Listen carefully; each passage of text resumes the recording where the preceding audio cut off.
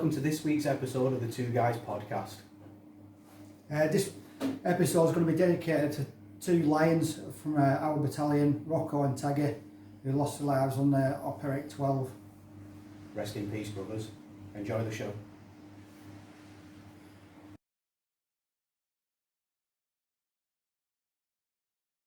I'll do that. Greetings. Greetings Hello, after meetings. everyone. Yeah. Hey, social meetings with Bresnies. Brezzles. Brezzles. This is the Chin first time I've had a Bresney. For how long? Not getting paid. Ever. Not getting paid. Oh! I mean, that was like Thor smashing it like that. Oh, you little gay. Nice. Can't say that. You can't say that unless you mean it in the Old English Oxford Dictionary. Oh, you're happy. happy. Yeah, you're a happy gentleman. Look at that smile. Smiley happy people. Smiley happy people. So we're on episode 8. Yes. 8 people. Flying by. Yeah, where's this gone, man? We had good feedback again from episode 7.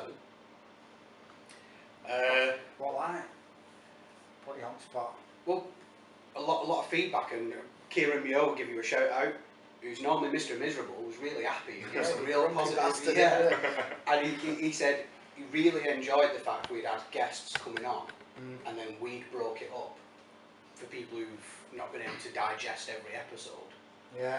and go back over it. Yeah. And as well, people's questions, you know, especially about Goatman. Yeah. Everyone knows me as that anyway. Oh, yeah. Fucking girl. What mythical creature would you be? Unicorn, without a doubt. It's already taken. Yeah. No. Can't You can have a herd. Is that what they're called? Yeah. A herd or a flock. I've always heard of unicorns, yeah, I think that works better. Pink and fluffy. So we're here with Greg. Gregory. Yeah. Obviously, two big fanboys. We know all about you. We've worked with you. Probably not fucking stalked you as much as what we should do. But for those that haven't, Danny, what do you think about a montage? Montage. Montage! Monty.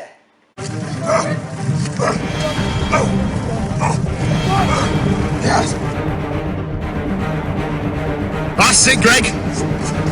Monster. Yes. That's me.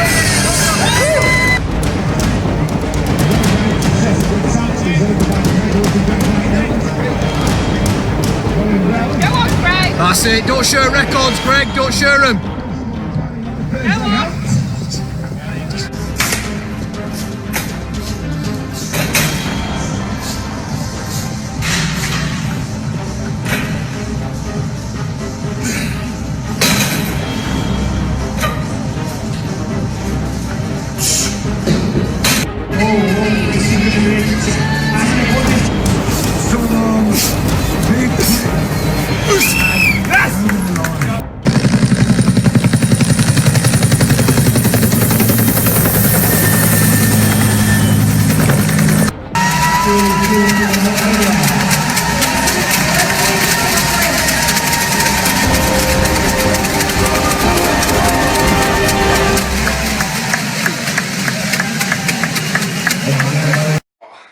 A year and a half of solid training. Comes to an end there. I'll be there! Montage! I'll be there. on the end of Oh, that, that was mega.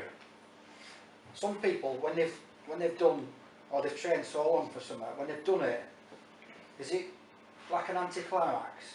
No, Oh, wow.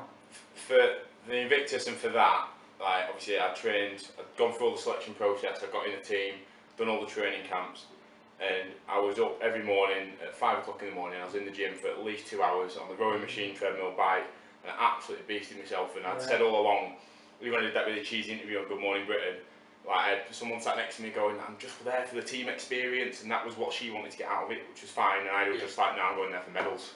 Like, I want 2 gold medals, that's what I'm going for. So Yeah. You compete to when win, don't you? when I won that gold medal and I won that race, that was like all of it coming out, and I was just like, yes. So there was no anticlimax. Got to stand there with the Union flag on my shoulder, get my gold medal, and then never sit on a rowing machine again. That's it. Done it. Well, that's the thing. Yeah, if you hadn't achieved your aim, did you have something in the back of your head? I'm gonna have to come back and do this all over again. Well, it was you know, I got both sides of it because I won and achieved on the 4-minute race, and then on the 1-minute race, some absolute monstrous Ukrainian meathead jumped on it from the powerlifting team, and he beat me by 3 meters it was, because they did it in heats, because there was that many people doing it, and alphabetically I was in the first heat, and because I just won comfortably in the 4-minute, his coach, when I was doing my 1-minute race, was stood over my shoulder, watching what pace I was getting, watching how far I was getting, so he could sort of pass on to his athlete what he needed to do to beat me. Now, It's good intel, isn't it? oh, That's the answer. For a lead. but I agree with that. I mean, on one hand, I'm like, well, you didn't do the 4-minute, so you're all fresh for the one. It's almost going to be. But the first thing I did was walk over to him, shake his hand, and say, well done.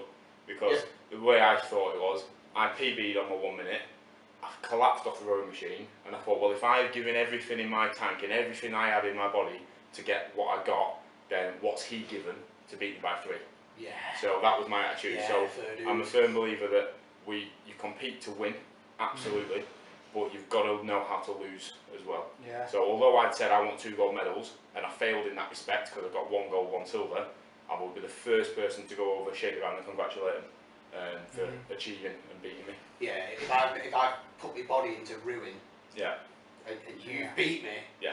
I can't give any more. Yeah. So I'm not the gold medalist. That kind of psychology. If I've been in the hurt locker and you've beat me, you've been in there too. So Yeah, I can respect let's that. have a hug. I can respect that, and I like I think you can have the same thing with the military thing, can't you? If you've been on the ground, like you might be in different regiments and we'll have different banter, but you can respect what someone's been through in that experience. Unless you're a Whereas- rep. Yeah, unless you're a rep, you're an AGC clerk, you're sat in your air conditioned office, and then you just like, don't talk to me, lizard. So. Right, so I think we'll start right at the beginning. Can you tell us about what Greg was like as a child? With Fat. a little shit. No, I was. I've always liked rules. So like 'em? yeah, I've always liked rules. I'm a bit of a rigid bloke deep down. There's no bet. There's no flex in there. No. That's what I like about you, though. So no, I was. I'm not going to sit here and go, all right, I had this awful thing, that awful. My dad's an absolute living legend. Mum and Dad broke up when I was 4, and my dad took custody of us, fought for it and got us. So we had me and my older brother Zach, who's 18 months older. Yeah. And I've learned all my life lessons from my dad, pretty much, because he raised us both by himself, and during the day he's a tax man. He's a good one. He's a good one. He stops people doing fraud. But he was doing that by the day, so like nice respectable job. He'll go to work in a suit and tie and all that. And then at night time he was a caretaker at Lidl, mopping and cleaning the floors so that he could afford. Every time he was on a bank holiday or a school holiday, we had a little caravan and he'd take us away somewhere in the country. So although he just did what was necessary to provide for his kids, and we never went without anything. The only thing I will say, and I'll never forget it, is because we used to get some clothes from the charity shop here and there, get some right bargains. Yeah, they were.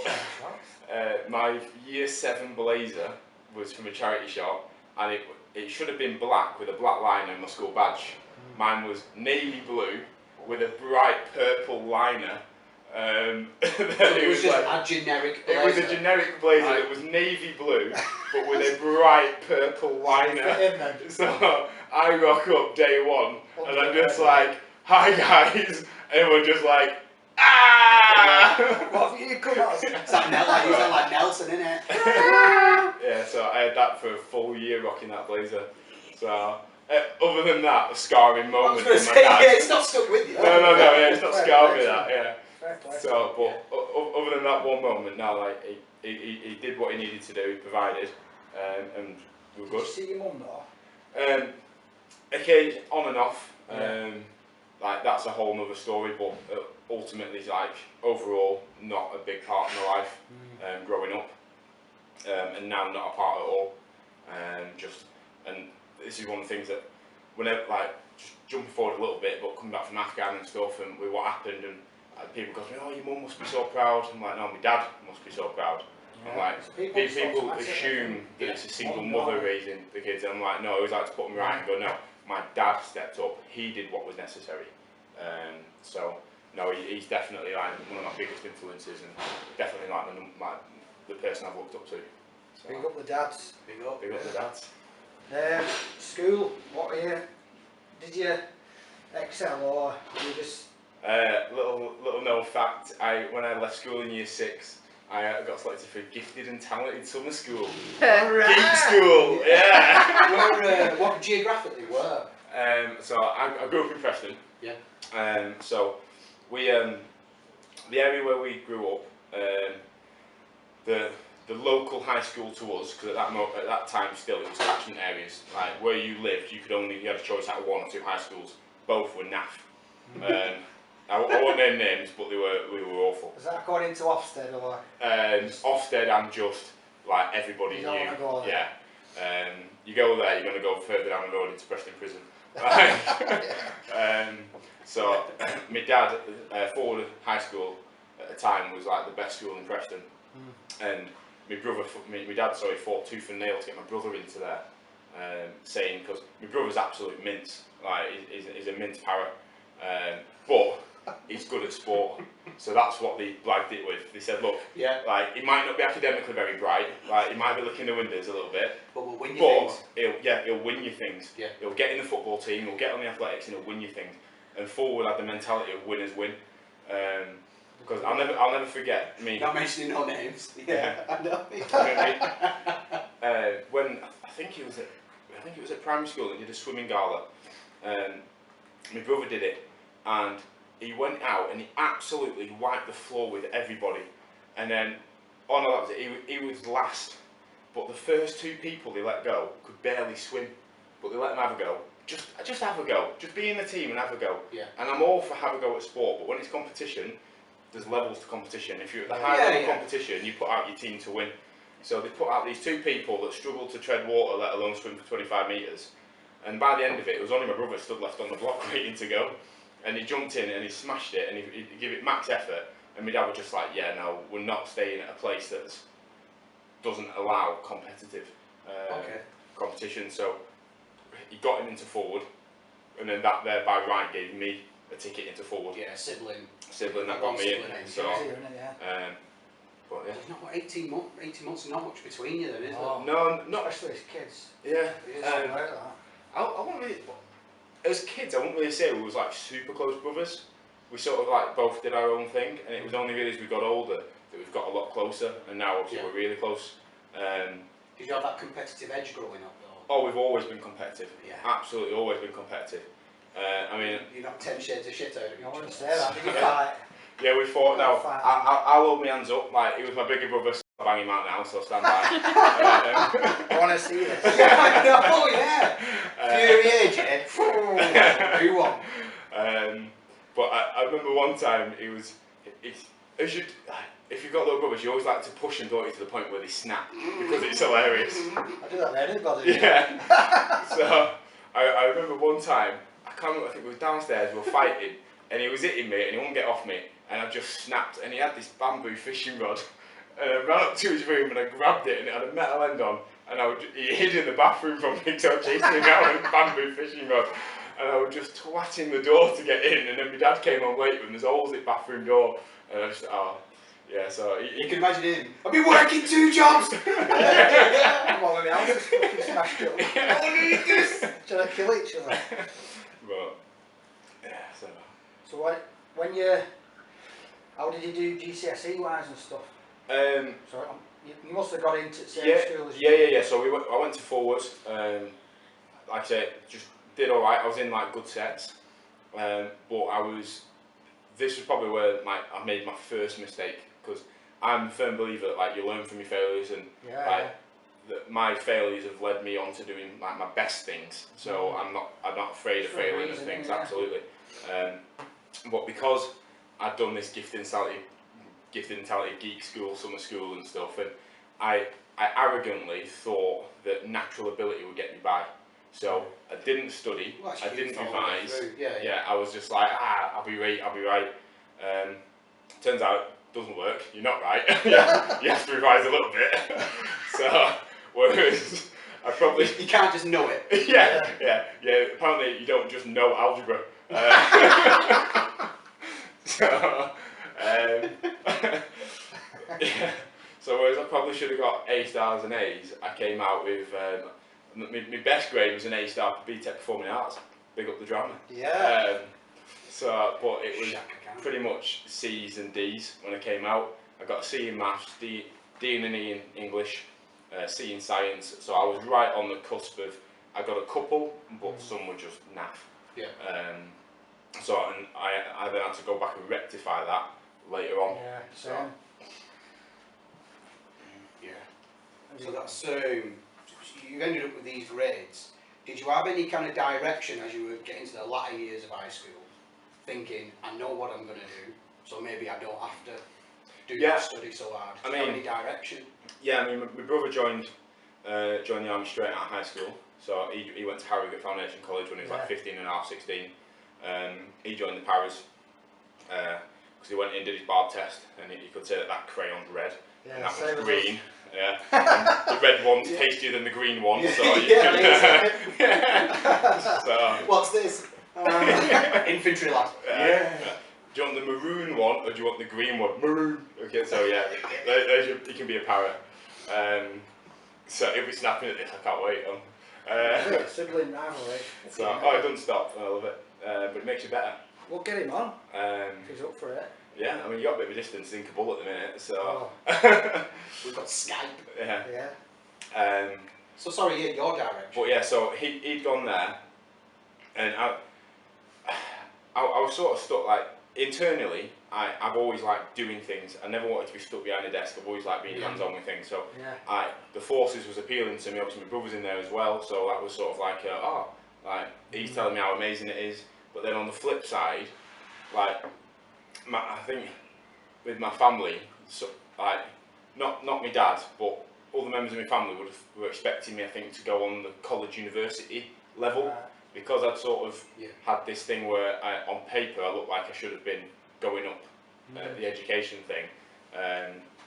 They were expecting me to do that, so I think when I turned around and said, look, I want to go in the forces, it was a bit of a, why do you want to do that? And it was definitely a case, I think, where they thought I was just trying to copy my brother. But not the case. But not the case, no. I mean, Because you didn't go for para, did you? No. Right, so your brother's gone in careers office. He's gone in paras, happy with that. yeah. When you've took the decision saying, I'm not really after education, you wanted to be a soldier as well. Yeah. You didn't go in the same cap badge though, did you? No. So, little known secret, I actually tried to get into the Royal Marines when I was 16. Right. Yeah. Right. So did you do PRMC, everything like that? Yeah, so I went down took me down somewhere in Liverpool, I think it was, did a mile and a half and stuff on the docks, and this frame cannot run. So. Right, Marines. So did you, I take it you didn't train, because they give you letters, don't they, and say, right, you need to do this. Yeah. This is your parade.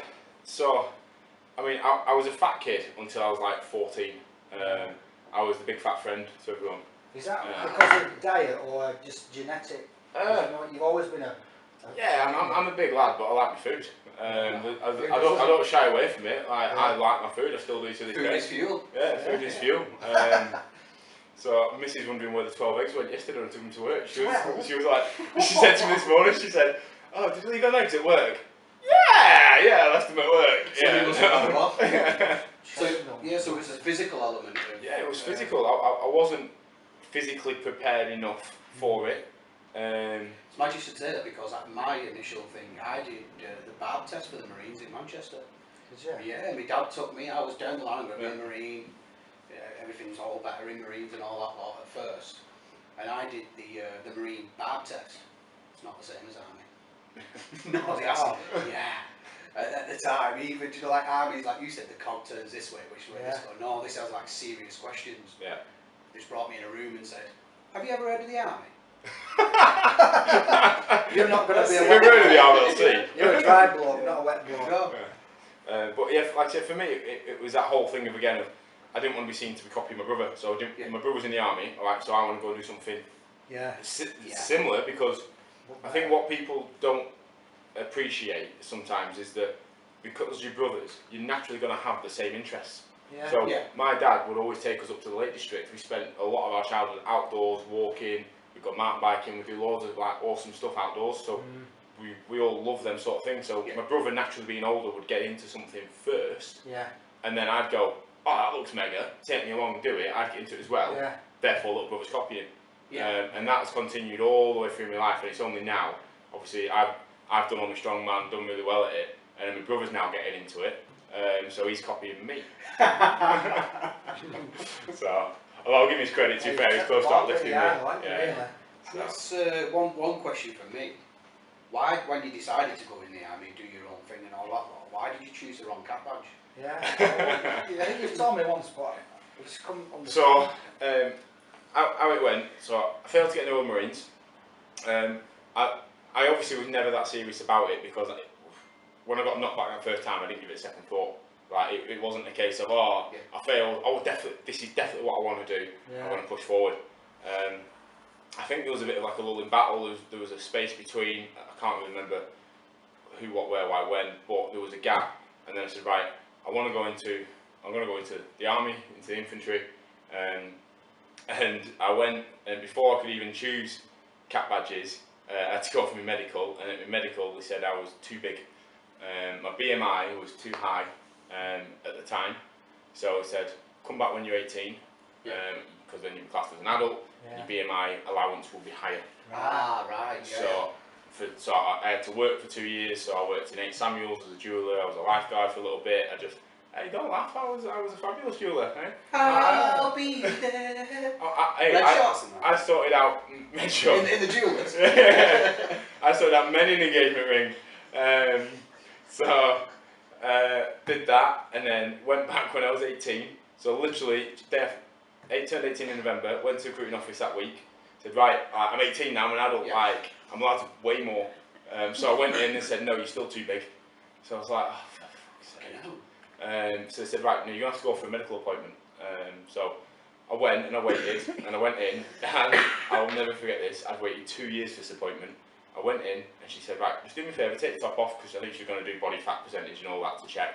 And I took my top off and she went, yeah, you're not fat, put your top back on, you're good to go.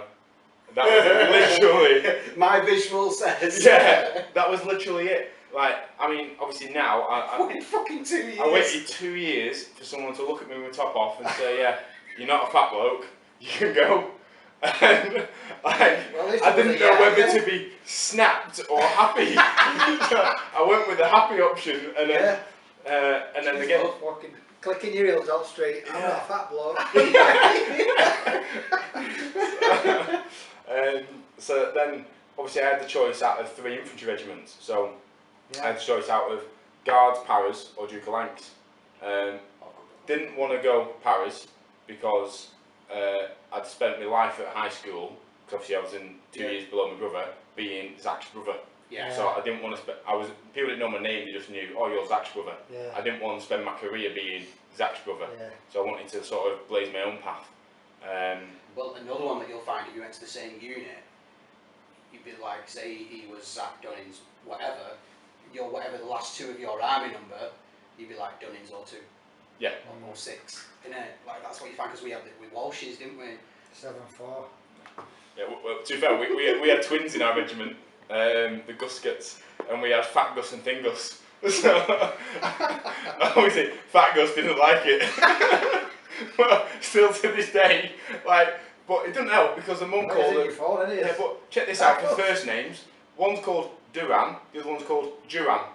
So you got Duran Guscott and Duran Guscott. Duran. So we got boys. So it just turned out we just said right, Fat Gus and Thin Gus. So and then Fat Gus lost a lot of weight, so it made it well complicated at one point. So he's fat now, so it's all good. So was there anything to do with who was in the recruitment office at the time? As per always. So again, my choices then are Duke of Lancs or the Guards, and just so happened that the bloke in the recruiting office was a Scots Guards. So he grabbed me. He was like, "You're tall, like Guards." they're up there, they're mega, they do 2 weeks extra training, extra discipline and drill and all this, and I'm just like, okay. So, Yeah, you don't know. yeah, yeah. so You've not I mean, done I joined thinking that the Scots Guards were an independent regiment like the Duke of Wellington, like the Parrys. I didn't realise they were part of the Household Division who had 5 Foot Guards regiments. Yeah. So I didn't realise there was Coldstream Guards, Irish Guards, Welsh Guards and Scots Guards and Grenadiers. I didn't realise that. So I joined training as a Jock Guard because obviously that's the recruiting area around Preston. Yeah. Went to training, started in January '09, so pretty quickly after like my birthday and managing to get in. And I was meant to start in like August, but I just pestered because I'd waited 2 years already. So luckily there was a dropout and I managed to squeeze in on a January course.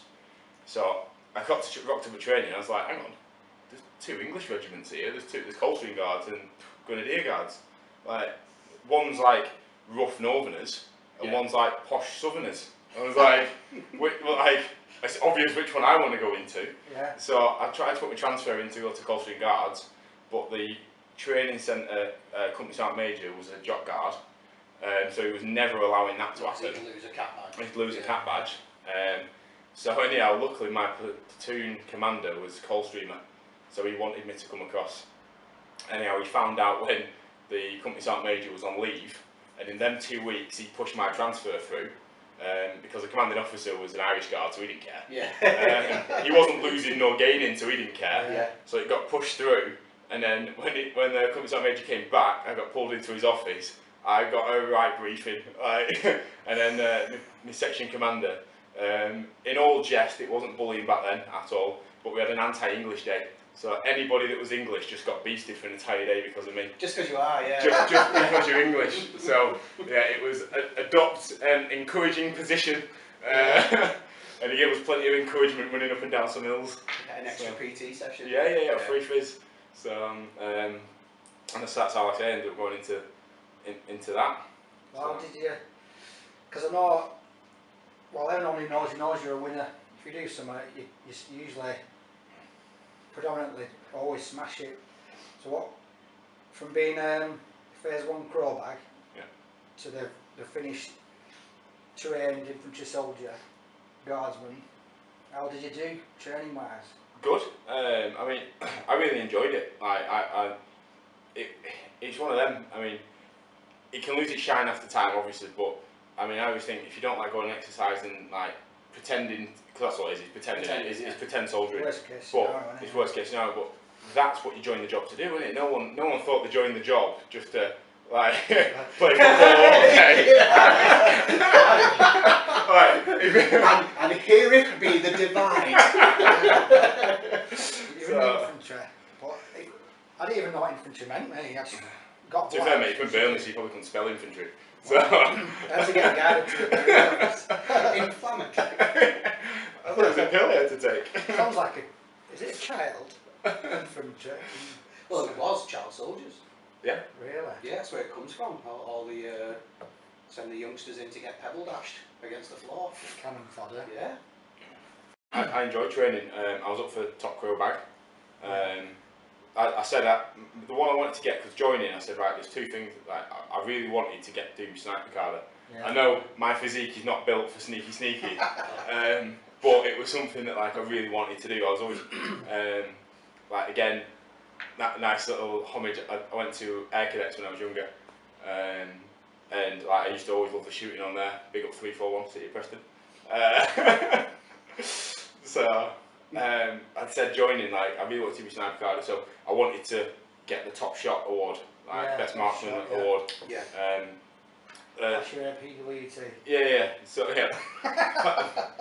So top crowbag would have been nice. Yeah. Another lad got that. It was me and him up for it, but I got the Best Shot award. So I was again dead happy with that because I'd wanted to achieve something and I got it. And the lad that won it, to be fair, he was bang on. He was really good, and he didn't mind a little bit of kissy bum bum. So that always helps. So when you've passed out now, Yeah. did you go straight on tour? No, I went to Seven Company in London, so that's our ceremonial company. So do all the stagging on outside Buckingham Palace, St James's Palace. So I did that for a couple of months, And again, I just couldn't believe the divide from like training to going there, because obviously my day was filled from 6 o'clock in the morning till like 8 o'clock at night, all day, every day. And then I go to 7 Company and it's like, right, Jen's got PT in the morning, and then we'll see you after lunch. And I'm just sort of like, what do I do now? Like, Well, like your day's your own. days your own almost, yeah. Wow. And it was That's sort of bad. That's dangerous, isn't it? welcome to the big boy world. Yeah. So I mean, I got picked because obviously I come out of training and like my physique, I was in the top half of runners, but I'm never going to be the best runner. But I was all right. But I was always like one of the best tabbers. I was all right. Yeah. I'm good. I'm a good donkey. You can chuck weight on my back and I can go for miles. Yeah, here it is. Walk. Yeah, yeah. Carry this and walk. Okay. Like a fucking hawk. So I got selected to do the Cambrian Patrol. So most of my days were spent training for that. And then some would say I chose Afghan over doing some phys and going to Cambrian Patrol. But I'd said anyway, because our blokes were just about to deploy, and I wanted to go, and like I kept pestering, saying, look, if they need blokes, I want to go, I want to go. Were they already there? They were just going, I think they deployed. Training and all that. Yeah, so they were just going as I'd sort of got to 7 Company. Well, this is the psychology of it as well, isn't it? You didn't join and do everything that you did and everything basically to stand ceremoniously on parade. To Absolutely. do your job. Like this is what I always say with. Yeah, I mean, this is what I always say with the army and obviously now with the fire service. It's a weird one. Like, I always put it to like being a boxer. Like you don't train all your life to never want to get in the ring and have a fight. Yeah. Like so, although in theory we should never have to do our jobs, you should never have to go to war, you should never have to go to a house fire. But when you do get to go, we love it and we get a buzz out of it because it's what we train to do, it's what we're excited. You never want anyone to get hurt and all that, obviously. But it's exciting, it's what you wanted to do. And as well, I'm 18, I'm invincible. Of course. Like, I didn't care. So, I'll never forget the first night that they actually said, look, we need blokes from 7 Company to go out as battlefield casualty replacements. I was on stag. And I'd said to one of the lads, look mate, like, if they say put my name forward, and he tried to put my name forward, and the bloke was like, fuck off. I was like, how Jack starts sending a bloke to Afghan who's on stag? Yeah. As far as they know, I didn't want to go to Afghan. Yeah. So the bloke going, oh yeah, Greg wants to go. Stick his name down. Have you asked him? Yeah. Yeah. Back your kit. Yeah, so I didn't get to go on the first wave. But it's even then the way we spin things off the tongue. You're going as a battlefield replacement. Yeah. I'm going because someone's been hurt. Yeah. And And even that reality doesn't. It's just a word, isn't it? So the Coldstream Guards battle group, we lost someone before we'd even stepped out of Bastion. So they'd got off, they were doing the, what's the pre-training called when you first get there, first couple of weeks?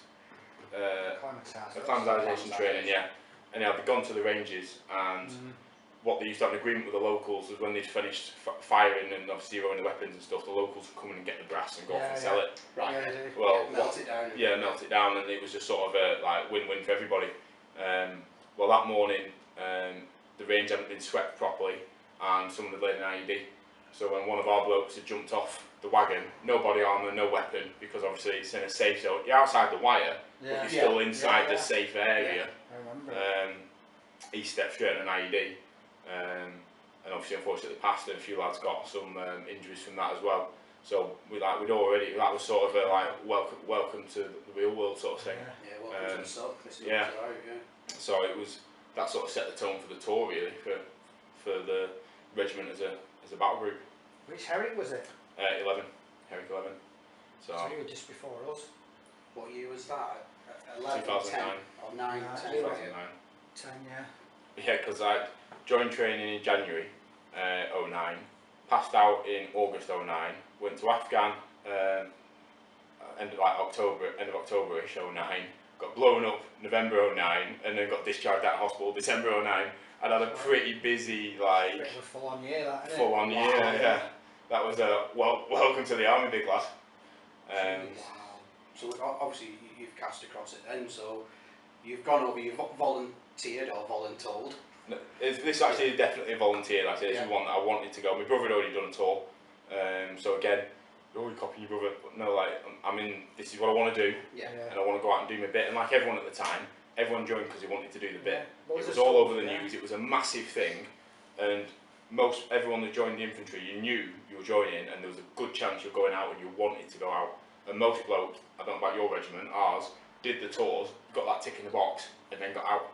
They did the 4 years, a lot of people, and got out. Obviously, a few stayed on, but there was loads of blokes that just said, right, I've done what I wanted, seen what I've seen. I don't know if it was just different within our division, within the King's division, but we were on a cycle. Right. And then once the regiments amalgamated, your cycle kind of started overlapping a lot quicker, didn't it? Because of Iraq and Afghan going on simultaneously. We had 2 regiments. Right. So what we could have sometimes, whether this is right or wrong, you'd have lads who'd go with 1 lance wherever, and then 2 lances would be deployed and they'd jump. Right. They'd go again. Because we're what do they call them, 2 day, not your LSSA, but operational 2 days, basically. You can only do a certain amount of time in. Yeah, it's accumulated service days, isn't it, abroad? And then you have to come out, because I think he's been there too long now. I think it's 9 months you can do. Something like That's your top whack, and lads were pushing it. because of admin, bad admin, they were doing like 10, 11 months. Jesus. I think the sad reality as well from our side, this. Oh yeah. You're earning. Operation, your bonus and that.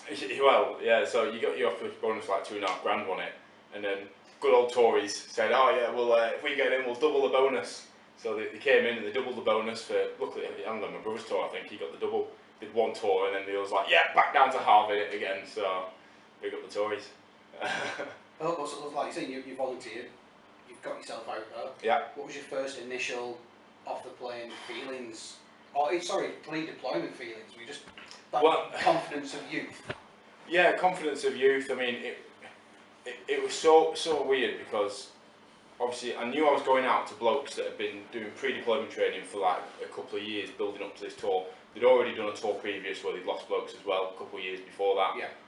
And obviously there was a wealth of experience. People, it was a really tight-knit group, and I'm going as this crow bag fresh out of training. So I literally packed my kit up from 7 Company, drove it to Aldershot where we were based at the time, put my boxes in a room, just got given a key, put your box in the room, sat there that night by myself in an empty camp, wrote your death letters at like 18 years old, which is just weird to do. Isn't it? Yeah. If you're reading this. Yeah, if you're reading this, so then obviously whack them in my boxes, and then there was, I think there was 5 or 6 of us that went out as a group together, and then just, like I say, flew out, got there, a week or 2 acclimatisation, but yeah, it was just that I was just keen, I wanted to get out there. And then so I flew out to PB4, so we were in Babergee, Southern Helmand.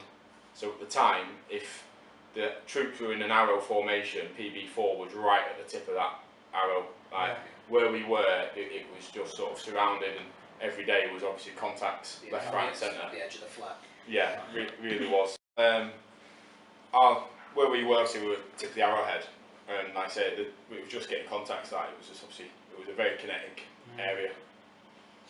So people at home all understand, contacts is not, people weren't ringing you on the phone. No. They were shooting at you. Yeah, sorry. 2-way range. Yeah. Contact is obviously engagement with the enemy. So I say it could be them shooting at you, it could be an RPG, so it could be a variety of different things. What's a crow bag? So a crow bag is a combat recruit of war. So that is what you're known as. Yeah. So you're a new bloke. You come out training and people just like at you as you walk around because you are the new bloke. And obviously, so I rock up. I get put in my multiple, which is like obviously my group and my team. And we had at the time some equipment to block the IEDs, or improvised explosive devices, in the ground. So one of the ways they used to detonate them was, obviously you guys know, they'd have a phone and they'd ring it, and then when that phone connects to another one, then that would detonate the IED. So the way of combating that was he'd put out this like... from Northern Ireland days known as dickers. So they'd have these spotters, these dickers, and so we had a piece of equipment that could put out like this bubble that blocks that radio signal so it couldn't get in. And obviously good old British Army, they bought the heaviest one they could find. The bit that works is that heavy is good. Yeah. It was a small chunk, but it needs a battery that big to work. So obviously there was like, what was it? Was it blue, brown, some red as well? White sifter. You're on a sifter. There is a white band though. No. Can't really say anyway. Yeah. So different things anyway. But the blue one was the heavy one. Chub, innit? Yeah. So that obviously I rock up fresh out of training, and they're like, "Oh, you're big. That's heavy. Get it on your back." That's a bit of you, that is. So I was given that, and again, you're just sort of trying to be the grey bloke when you first get there. You don't want to be. And at that time, I still hadn't worked out who I was as a person. So I was looking at the blokes. I was thinking like, I want to be like you. Like, so you're sort of trying to copy and imitate their behaviour and how they are. So I said, I just tried to keep my head down and just do my job. Yeah. But yeah, and then obviously that led to the day when we went out on patrol. So I'd only been out there 5 or 6 weeks, and it was 4 days after my 19th birthday. We were leaving to go out on patrol that morning, and someone had nicked my protection glasses, so I had to borrow my mates before we went out on patrol. And we'd gone out a couple hundred metres, and as you know, when you're patrolling, you're looking for like presence of the abnormal, absence of the normal and all that, and there was no one about. There was no farmers, there was nobody, so we were just all sort of like, right, stand by, something's going to go off. Happen, Lo and behold, we were walking down this sort of alleyway, and we was single file patrolling, obviously because of the threat of the IED, so you want to minimise your footprint.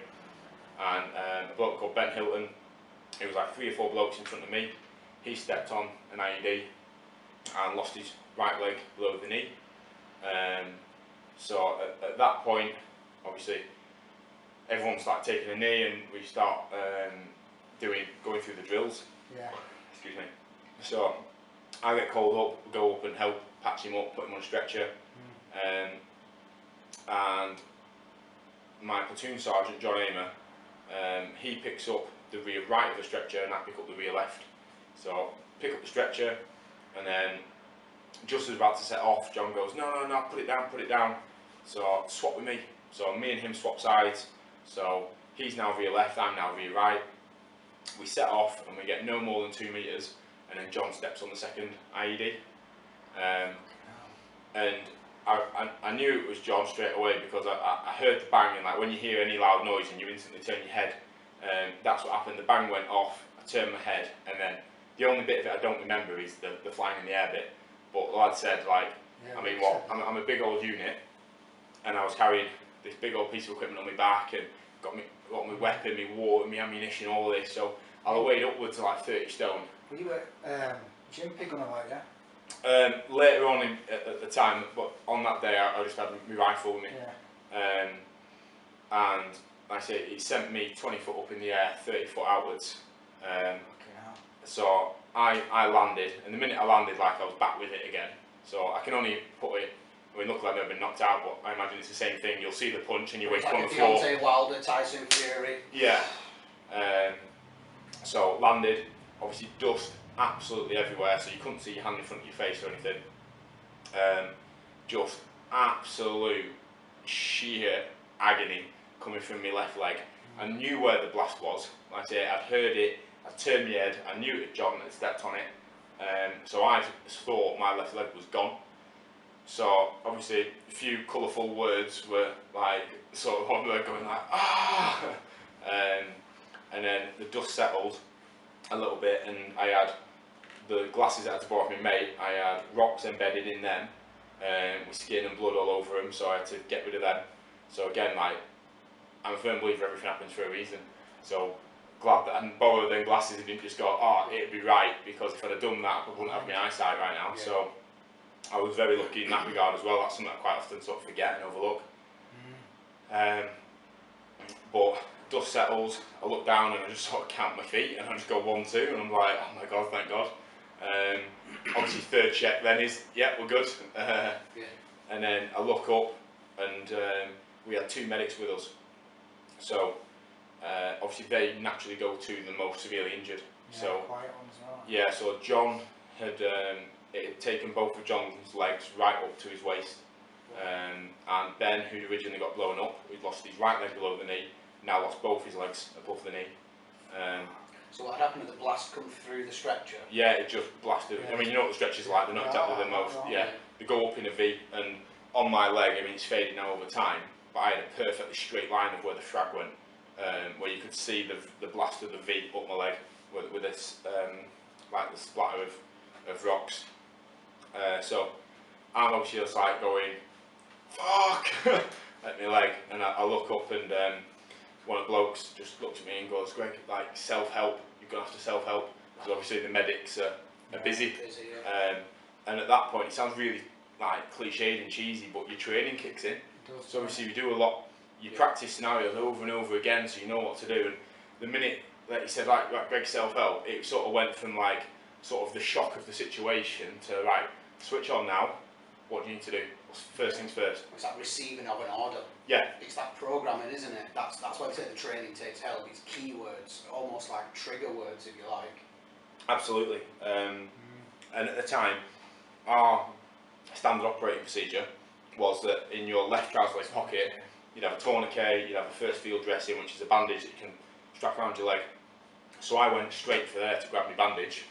Do you have any morphine? Yeah, we had morphine in the pouch, in my webbing, but I didn't go for that initially. So I went to grab there, and I looked down, and there was no combats there. My combats had turned into nice little hot pants. So some nice little Daisy Dukes. I was going to say an extreme way of changing your road. And then I'll never forget as well, I had an inch of combat trouser around both boots where my twisters had held. Fucking So- rigid that Twisters in What's wrong with you? Yeah, told you, No, straight out of training, rigid bloke. Yeah, you know as well. So, but yeah, so I had nothing there. So next, obviously, I go to my webbing, which is where my main first aid pouch was. Grab me dressing out, and my shins obviously all bleeding. Like you can't see, it's just a massive blood. Yeah. So I press on it to try and stop the bleeding. And as I press on, my hand just sinks straight through my leg, straight onto my tibia. That hurt a little bit. A few colourful words were said at that moment. And then, so I bandaged that one round, back to a couple more around it.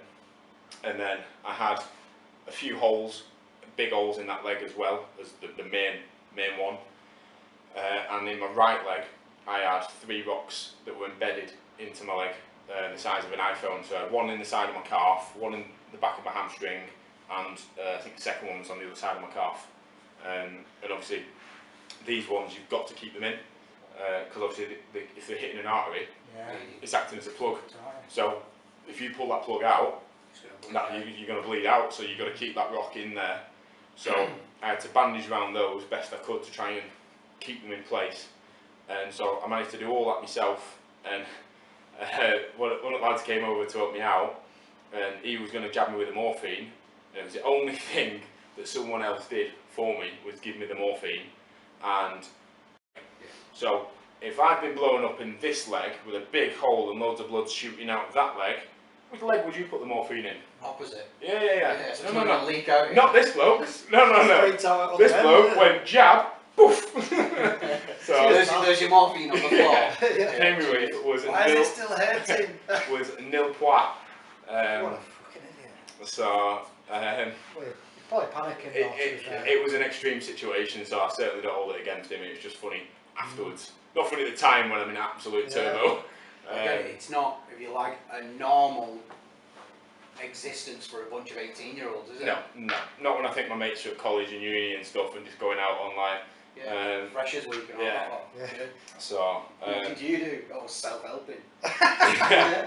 So luckily, because obviously Ben had already been hit first, they'd already called in like the MERT team, which is like the British medical team and the helicopters to come in, and the Americans Pedro team were coming in as well to help out. So that was sort of a good thing almost that it was already en route. And they shouted over to me, Greg, like, do you need a stretcher? And obviously with what had just happened to us carrying a stretcher, I was just like, no, I just didn't want to. I mean, I'm a big old heavy lump anyway, so I was always the bloke that got chosen to be the casualty on exercise, shockingly enough. Yeah. So anyone who's been in the army knows if you're doing an exercise in Brecon in Wales in horrific terrain and someone's going down, they're always going to pick the heaviest person to go down, so it was always me. So I'd watched many a time people hang out carrying me as I got dragged across the floor of Brecon. So he said, "Do you want a stretcher?" And I was just like, "No, I'm good." So my mate helped me up, and then I had to just hop on that leg with the rocks in it to the I'll walk it off. Yeah. You take the man up pills, don't you, at the time, and it's that whole thing of controlled aggression that you taught of. There's times to get angry and you switch it on, and I have to actually say the only time throughout that entire thing where like my nerves were going a little bit and it was squeaky bum all the time was the walk from where I got blown up to the helicopter. That was the only time. Not even with what had gone on, because that happened. You haven't got time to validate it. And all Yeah, that, so and where there's one IED, there's two, where there's two, there's three. So we knew there was going to be more.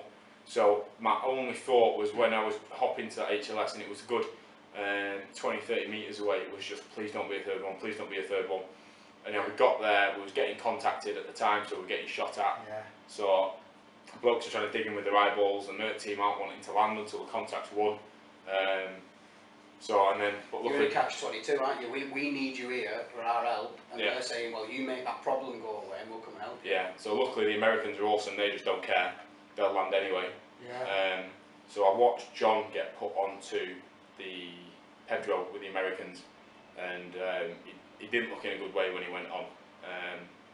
And then when the MERT team finally landed, I went on, flown back to Bastion initially, and you go into a big room. It's divided into four, and there's like a team of 10, 15 doctors and nurses all swarm you just to sort you out. And I'll never forget, I was laid on this bed, my leg's in absolute mess. I've got rocks hanging out of this leg, like I'm just in a world of hurt. And she was clearly brand new to the surgery as well. She's a little blonde nurse, tapped me on the shoulder and goes, "Do you mind if I just put this needle in your arm?"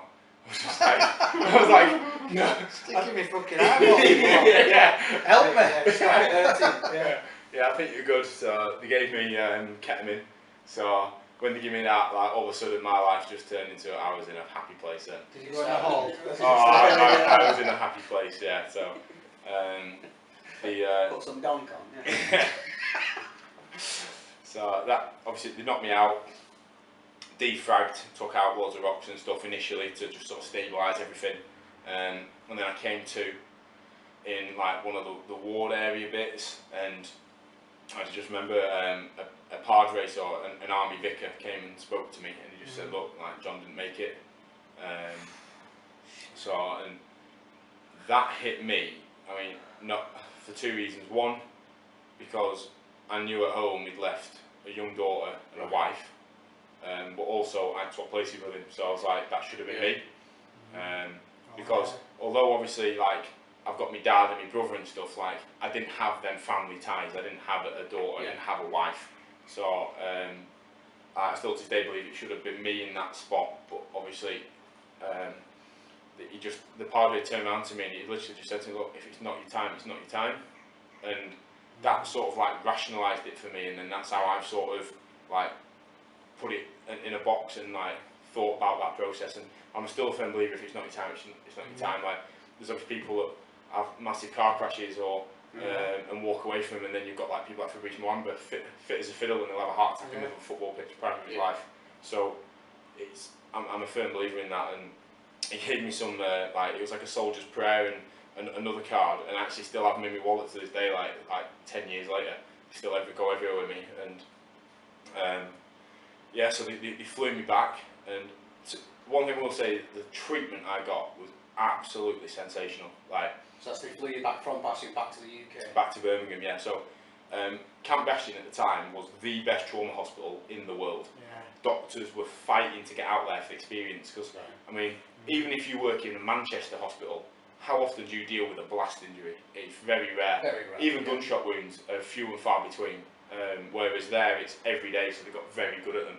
So doctors and surgeons were coming out from all over the world to get this experience and hands-on. So injuries that would have killed people 10 years ago are now just an average, everyday, run-of-the-mill injury. But they flew me back with every intention to amputate my leg, because it was that bad. Because it was so high up in the knee, they were going to amputate above the knee. Did they tell you that? Yeah, I was aware when I went into the surgery back in Birmingham, but they weren't going to amputate in Bastion. Right. So the only thing that annoyed me was I said, look, because I was conscious, obviously, and I was just like, look, let me ring my dad. I said, have you spoke to my dad and told him yet? And he said, no, not yet, we're going to get in touch. I said, well, let me ring him. I said, because even no matter what's happened, if he hears my voice and I tell him myself, I'm okay, then that will settle him a little bit. No matter what's happened to me, he's heard my voice and I'm telling him I'm alright. But he didn't do that, someone else rang him. And he rang him late at night and said, look, your lad's been hurt, he's got injuries to his legs. Didn't say anything about what had happened, so as far as my dad's concerned, I could have had no legs. You're thinking all sorts. So he's thinking all sorts. So he obviously drove straight down to Birmingham, was waiting outside the hospital for me to get there. Again, rang my brother and his girlfriend at the time came up, flew me back, went into Birmingham, they put me in the hospital bed, and I'll never forget walking in, because my brother's a para, he's done a tour of Afghan. I'm sat there, drugged off my eyeballs on morphine in a happy place. My dad and me walk in, and first thing anyone says to me is my brother, and he turns around and he goes, good skills and drills. There you go, there's a reality check. Yeah. Alright, Harry. Oh.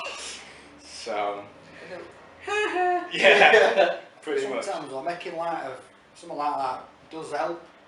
Absolutely.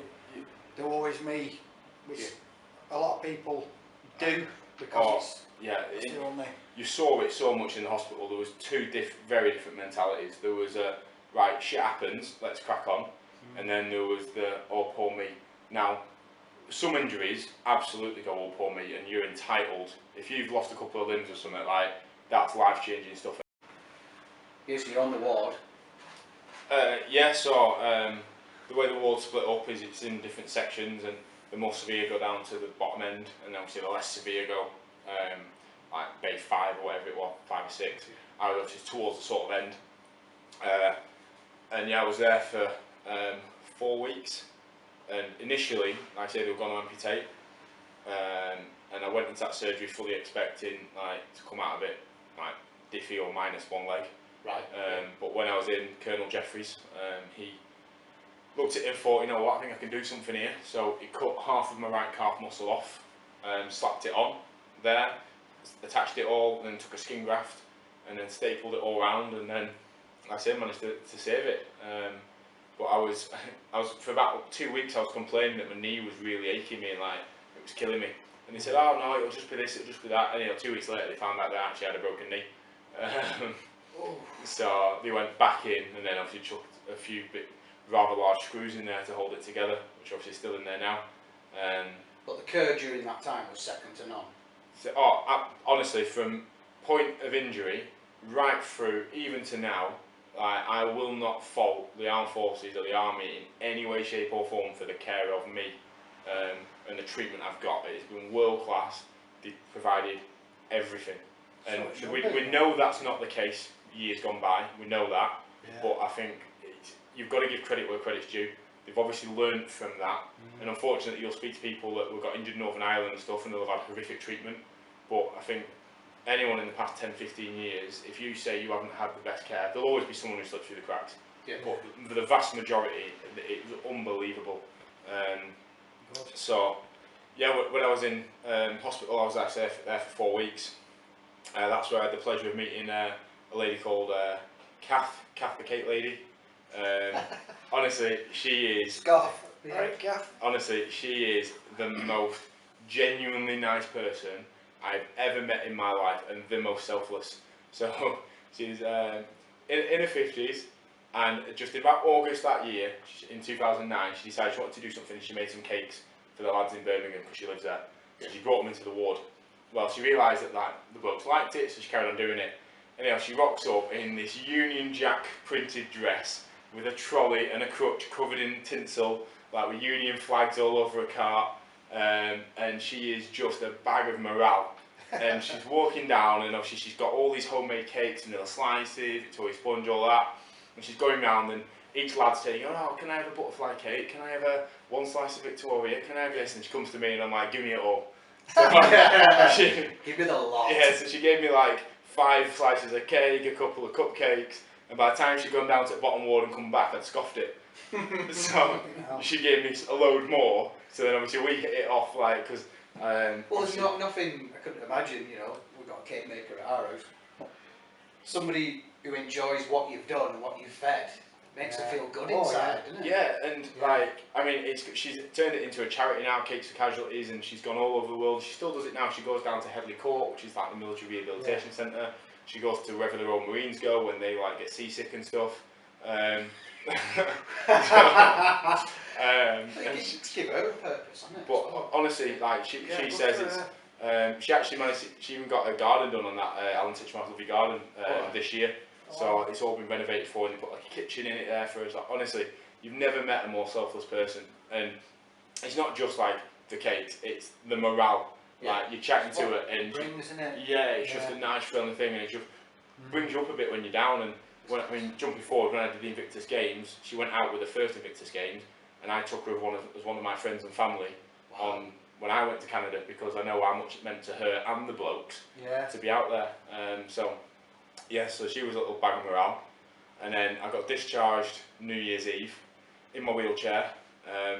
Went straight from hospital back to Preston, straight to a house party. Because I was like, I'm still 19. Yeah. Don't mix up alcohol with your morphine, Greg. Okay, glug. She is bits. She is.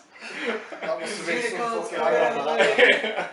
Well, just to so your experiences, Catholic lady, and all that inside, and I know definitely just Flash over it if you can. Your first experience of a royal. Yeah, I completely forgot about that. Yeah, so yeah, when I was around there, I mean, I'm a supporter. I like the royal family anyway. Yeah. So, but when we was in hospital at the time, obviously Afghan was a big thing. Soldiers were dying pretty weekly, to be fair. And what people didn't realise was when you'd hear on the news, oh, soldiers died, in that one incident, you've got the one that's died, but you've probably got 2 with life-changing injuries, probably lost legs and limbs and arms, and then you'll have 3 or 4 with minor injuries like myself, and then there'll be others that have just witnessed it and struggling. Yeah. They'll struggle later on in life. Yeah. So it changes a whole group of people's lives in one incident. But you'd have all these celebrities that would come down, and don't get me wrong, some of them would come down out of like just wanting to do the little bit and just obviously be nice and Instagram likes. yeah. But so much of it was that.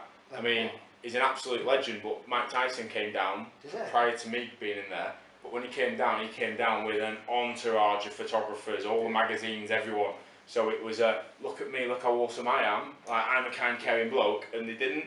Whereas when Prince Charles came down, he came to the ward, and the only person there with the camera was one of the nurses, who took the pictures of you with him, and then they printed them off, gave them to you, and that was it. Them pictures didn't go into the papers. Yeah. He did it out of the country. He was only meant to be there for an hour, because he had to be somewhere else, and he chinned off whatever it was that was next, and he stayed there for like 3.5 hours, so he could have a chat with every single person in the ward. Was it genuine chats? Genuine chats. I mean, I was off my tits on morphine, so I can't remember much of what was said, but He was really there though. it was he came riding in on a magical unicorn. Next to Donald Duck. Telling me everything's gonna be. But I remember because obviously I'm in this hospital bed and I'm going absolutely nowhere, so I'm just starkest because I'm melting in a hospital bed. And someone come around and go, Greg, you have to put a t-shirt on. Like, I was like, no, I'm not putting a t-shirt on. And Prince Charles is coming. I was like, fine. So yeah, when I met Prince Charles, I was like fully naked from like the waist down under my bed sheet. But again, he just comes around and he was having a chat and he was asking me obviously what happened and this, that and the other. But he genuinely cared about people. And the civilians that were in the ward with us, he'd sit down and have a chat with them, he wouldn't just skip them. Yeah. He'd sit down with everybody that was injured through whatever cause. But no, he genuinely cared, and it was nice to see that, and you felt that it was genuine as well. So no, yeah, it was a nice little experience. So now, there's quite a lot of similarity between yours and Rick's story, and one of them being, you're still a young lad, 18, 19, Yep. and now, with an injury like that, your career's stopped on it. Yeah. So, how have you adapted that mindset to thinking, well, you were probably looking at X amount of years in army, Yeah. to now, shit, I can't do that now. Yeah, so my career plan was I wanted to do 12 years in the army, I wanted to get my half pension and get out, and then I wanted to join the fire service. That was like my career plan going in. I thought, right, do that, I can achieve what I want to achieve in them 12 years, get out and then go on and have another career in the fire service. Yeah, still young enough, right? Yeah, I'll still be young enough. I'd still only be 30 years old, so like boxing, I could do everything I wanted to do. Yeah. I mean, and yeah, like you say, just my career just got put straight on hold. And the doctor said to me, look, like you're never gonna, you'll struggle to properly run again. You're definitely never going to be an infantry soldier again. You're not going to play rugby again. You're not going to do this. You're not going to do that. And honestly, the list of the negatives. Yeah. And I know they have to say that to cover their own back, but I mean, I'm just a competitive person. So if you sit there and tell me you ain't going to do this, I'll be like, all right, stand by. What? Yeah. Probably the best thing they ever could have said to you. Yeah. You So can't do this. Yeah. yeah. And yeah, so like I said, I mean, it took me 2 years of like proper beasting recovery. So Headley Court is no laughing joke. Like the facilities are absolutely. I mean, it's shut now and they've moved it to.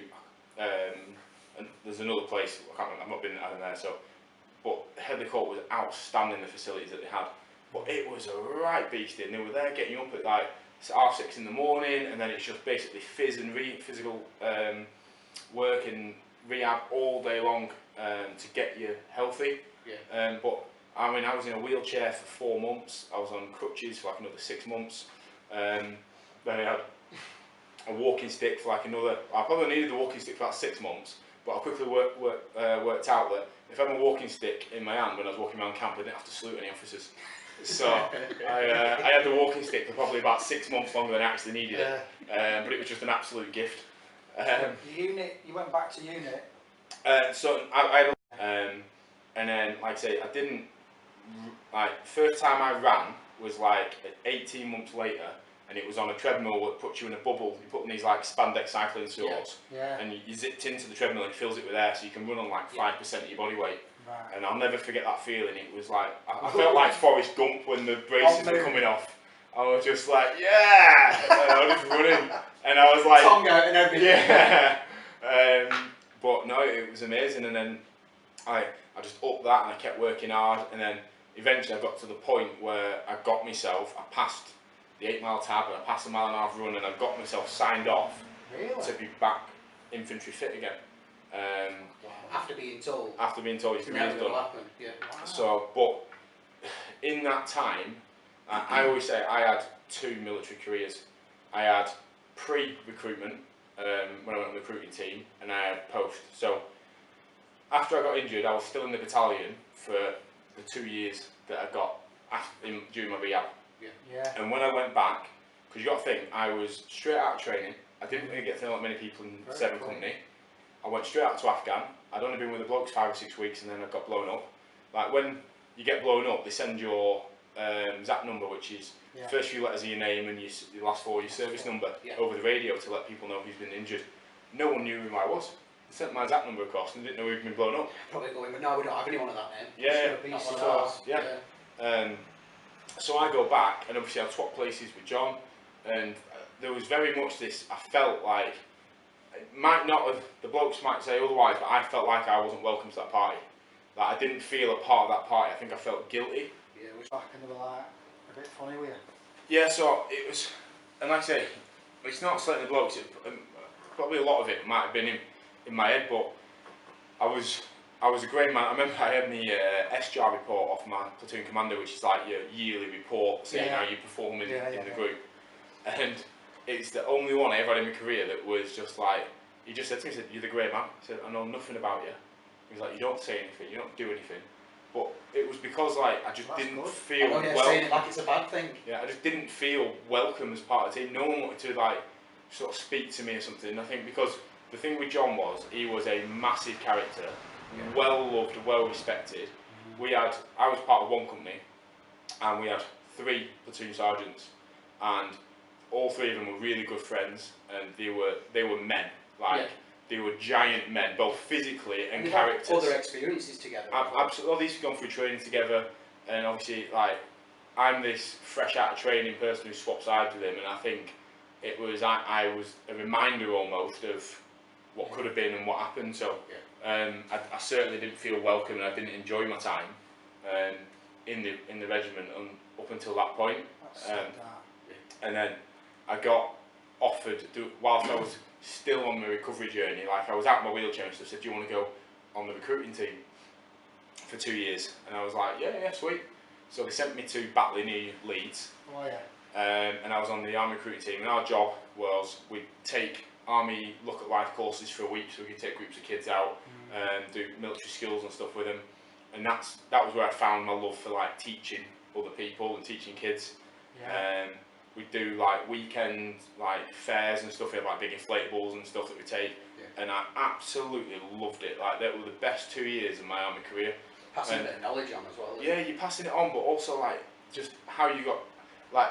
Whilst I was there, I realised who I was as a person. Right. Up until that point, if I saw some of the senior blokes wearing something, I'd go and sort of try and get something similar, because I want to be like them, I want to be accepted, I want to be part of that group. Whereas whilst I was away, I had time to sort of be surrounded by people like my own friends, because I was close to home, so I was a bit more civilianised. And I got time to realise like, like I am this big fabulous unicorn of a man. So if I want to blast out S Club 7 in my car, like, I will blast out S Club 7. If you want to say something, we'll have a problem. And I will fight it to the high heavens. It's one of them as well, isn't it? I have done the most manly of manliest jobs, been blown up, survived it. I like what I like, and you can't tell me otherwise. Yeah, and I don't need to copy you. Again, I'm not Zach's brother. I'm not this. I'm not trying to emulate senior bods within my peer group. Yeah. This is who I am, like it or lump it. And it's a big junction to turn, isn't it? Massive. And if you look at if you think about anybody that you know, like the most confident, like happy people that genuinely happy are generally the people that don't give a fuck what other people think. The minute you stop caring what other people think, within reason, obviously don't just become this selfish monster, but within reason, when you stop caring what other people think about you, So true. you're free. I've only done that in the last year or two. Yeah, it's like the chains are like you've broken free, and it was massively. So I mean, I want to be a goat man.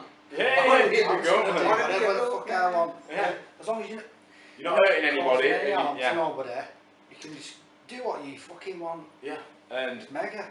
I got to spend. I was very lucky. I got to go on an exercise for 6 months in the Lake District, take some groups of kids, kayaking, mountain biking, climbing. Honestly, it was an absolute gift of a posting. And then I went back to battalion, and a lot of the people that were there the first time had got out since. Yeah. So I went back as I'd left as like the crow bag, the brand new guy, and I went back as like I came back as like the third senior in the company. Wow. Like there was only like 3 of us that were guardsmen still that had been on a tour. Would they not treat you as a new lad though? 'Cause No. I was treated because obviously I'd been at that point like now when I joined, like the time scale was roughly up to 4 years you was a crow bag, 4 to 9 years you were just a normal guardsman, 9 years plus you was a senior guardsman, and then obviously ranks. That was sort of like the internal ranking of a guardsman. Yeah. The The unwritten structure. Yeah. So like if you're brand new, you wouldn't dream of going off to a senior guardsman if they bang you out. Yeah. So you're in your 20s now. Yeah. You've crossed your marker of your 20s. You've said you've had loads of physical care. Yeah. Due care and attention, everything like that. During your time where they've sent you away to go recruiting and helping these kids out, anybody come to you with any psychological help? Yeah, so when I was in Headley Court, I went through multiple mental health assessments, and it was again thrust upon you. Right. And again, it's learning from the mistakes of previous tours and previous wars, that they know that mental health is a massive thing. And I said all along that I feel myself I've managed to cope with it till this point, because it could change in the future. Yeah. To this point, I've managed to accept it and deal with it quite well. Like it doesn't bother me day to day at all. But no, I had to have multiple screenings and multiple things. And again, the thing with the mental health side of things is, like, the help is there, and it's not that you have to ask for it, because you don't. But I think as blokes, we still have that internal thing where we think, oh, I'm going to be seen as weak. Stigma. We all know, which is a really good thing. But I think internally, we as men, we still sort of have it and think, I don't want to be seen as weak, or I don't want to be. So people don't go for it. Somebody might find out. Yeah, or is it going to damage my career, or It's going to use it against me. yeah. So I mean, it's definitely getting better, but I think that's a big problem. But for me, like I say, the help was offered to me many times, and it's been offered to me since. but like I say, luckily I've been fine with it all, so I've not sort of required it. So how did you come to that bridge then? Where did you naturally come to the end of your initial contract, or were you pushed? Do you know? Oh, to get out. Yeah. So my time in the career, the recruitment team came to an end. I went back to battalion. That was when I'd passed my fitness test and I got signed off. I could go back and be an infantry soldier again. Yeah. So for me, that was like a big box tick. That was a big 2 fingers up to all the doctors and that said you couldn't. I've proved you wrong. Like, I'm good to go. Got your box ticked. Yeah. Filming, yeah. Sweet. So I ticked that box. Like I say, got signed off, and I'd gone back and lads were prepping again to go to Afghan. But it wasn't going to be kinetic, it was just going to be, like I say, glorified taxi drivers. The reconnaissance unit and the snipers were going to be doing some cool stuff, but other than that, it wasn't going to be much. And one of the, I really wanted to do my snipers. That was something I said I always wanted to do, and I thought, right. Then literally late one Sunday night, someone comes up and goes, "There's a last minute spot on the sniper cadre starting tomorrow. Do you want to go?" Right. And I just I'd just come back, like I'd passed the fitness standards, but by no means was I at my peak fitness. Yeah. Absolutely no means. And I had to make that difficult decision to actually go no, and it killed me at the time doing it, but I knew physically I wasn't ready. And I did, and on the first day they they beast you a little bit and to weed out the weak ones that aren't prepped. And I didn't want to go and day one, week one, and drop out on the first thing and come back. No, you're tail not ready. between, I didn't want to do that. So I mean, that was a difficult decision to make, but it was definitely the right one that I felt, and I don't regret it. I know I made the right decision, but at the same time, you keep yourself going with that what if a little bit. But we were prepping to go, and although I passed it, and I was only 95% of what I was, I knew I wasn't ready. All my SJRs since, while I've been on the recruiting team, like they'd all been outstanding, recommended for promotion. They wanted to put me on my drill course, my promotion course, but again, my knees weren't up to it. Like I grizzed through my fitness test to pass, but I knew deep down they couldn't hack 6 weeks in Brecon, getting beasted up and down the hills, getting smashed with weight on my back. I couldn't do it. Temperatures up and down, climates. 100% it's hard. 100% it's hard. So I'm at that point I thought, right, well, I either stay in as a guardsman for the rest of my career as a bottom rank, or I get out and see what's out there. So big step in it. Yeah, so I took that plunge. I got medically discharged, obviously because my injury still sort of qualified me for that. Right. So I mean, and again, because I was a lot more confident in who I was a bigger personality then in the company. So I was mates with everybody, and we had a good time, we had a good laugh, and like exercises were great because you're a unit and team, and it was what I thought it was going to be the first time. Yeah. But But it took me a few years to find who I was and find my place within the regiment. But they said, right, last minute on a Friday, we've done our Friday morning PT, everyone's getting ready to go for the weekend. And I get pulled into the office and says, right, Greg, your medical board's going to be up in Catterick in a couple of months. So we're going to post you as a barrack room instructor up in Catterick. So helping out training the recruits for a couple of months, just so I was closer to home, obviously because I was based down in Windsor at the time, so it was a hell of a trek at a weekend. So they were looking after me, to be fair. They said, look, we'll get you up there, temporary posting, and then once you've had your appointment, it was all but set in stone I was going to get medically discharged, so then I could go from there. But the downside with that was, like, I got told that on Friday afternoon at 12 o'clock. All the blokes had gone home. So I had to pack all my room up on a Friday afternoon by myself, chuck it all in the back of the van, and then drive off, and that was my goodbye from the regiment. So I never got to have a proper leaving do or say bye to the blokes. No flags, no drums. Nothing. Reality. Boom, just straight gone. Boom.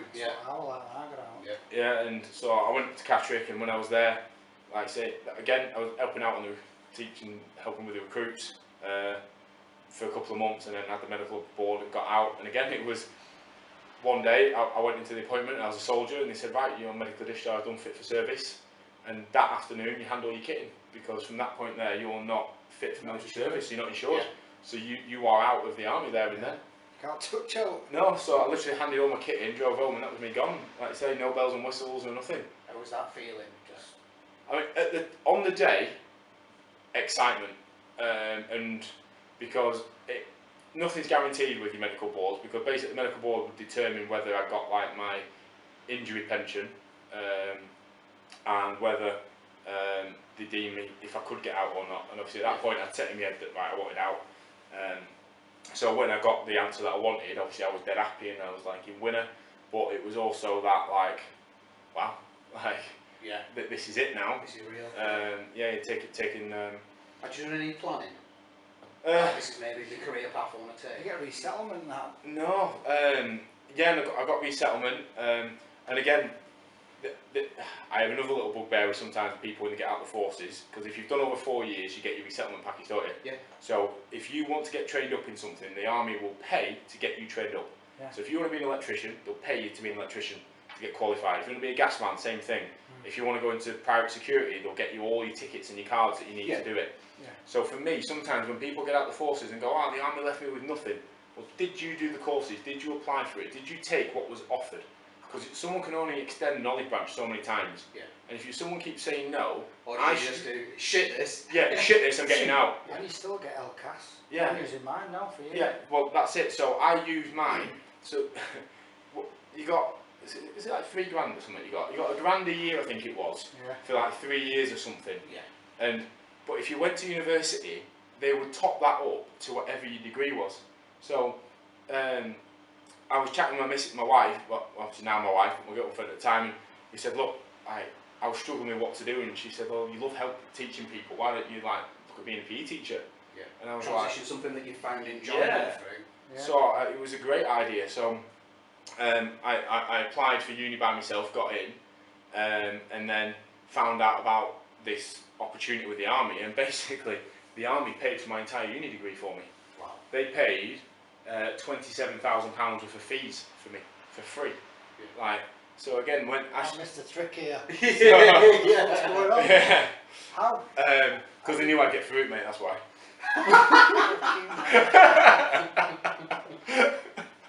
They look back all the way through time and gone, hey, this kid's done summer school. 2 meters scrappy. Fucking cheeky bastard. No, so it was just this great opportunity that was like given to me, and like I said, just took advantage of it, and Yeah. then I even had a couple £100 spare, and they were just like, listen, if you don't use this money, you lose it. So like, how many times did you see blokes get put on a rubbish tasking because they said, who wants a motorbike licence? And someone go, oh, I want a motorbike licence. Right, you're on weekend barrack guard. Yeah. You're not going home this weekend. You're like, oh, well, I got my motorbike licence. Winner. With my spare £600. And I've never ridden a motorbike since I passed my test. Don't even like him. You get it. I did that. Yeah, so, but... I got the helmet and everything. Yeah. Sat in the living room.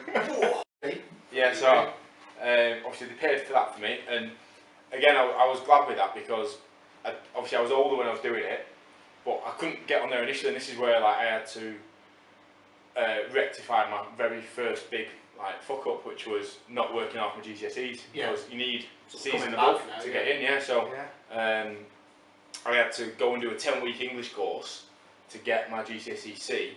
So I'm there at like 24 years old, whatever it was, and I'm there sat in a room every Thursday night for 2 hours for 10 weeks with sweaty 16-year-olds that have failed the GCSEs.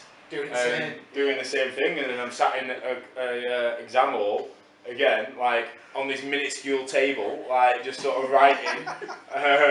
Which is a normal table for fucking normal sized humans. So I've been in the army, you know, and just like, shut up, you fucking yeah, bothered. so like I say, this is why I mean, when we worked in schools, I used to say to any young person that was struggling with school and like didn't enjoy it, teachers used to hate me, because I used to say, look, no one cares about your GCSE art or your GCSE geography, but get your maths and English A to C. If you get them, you can do most things that you need to do.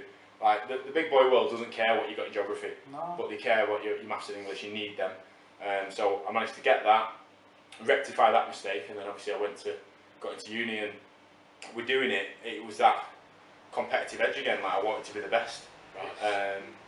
So whereas I'd be in the library doing my assignments, and for anyone who's not done a degree, the way they mark it is in percentages. So 40% is a pass mark, and that's a first class degree, and then 50% is a 2-2, 60% is a 2-1, 70% above is a first class, and that's obviously the best you can get. Yeah.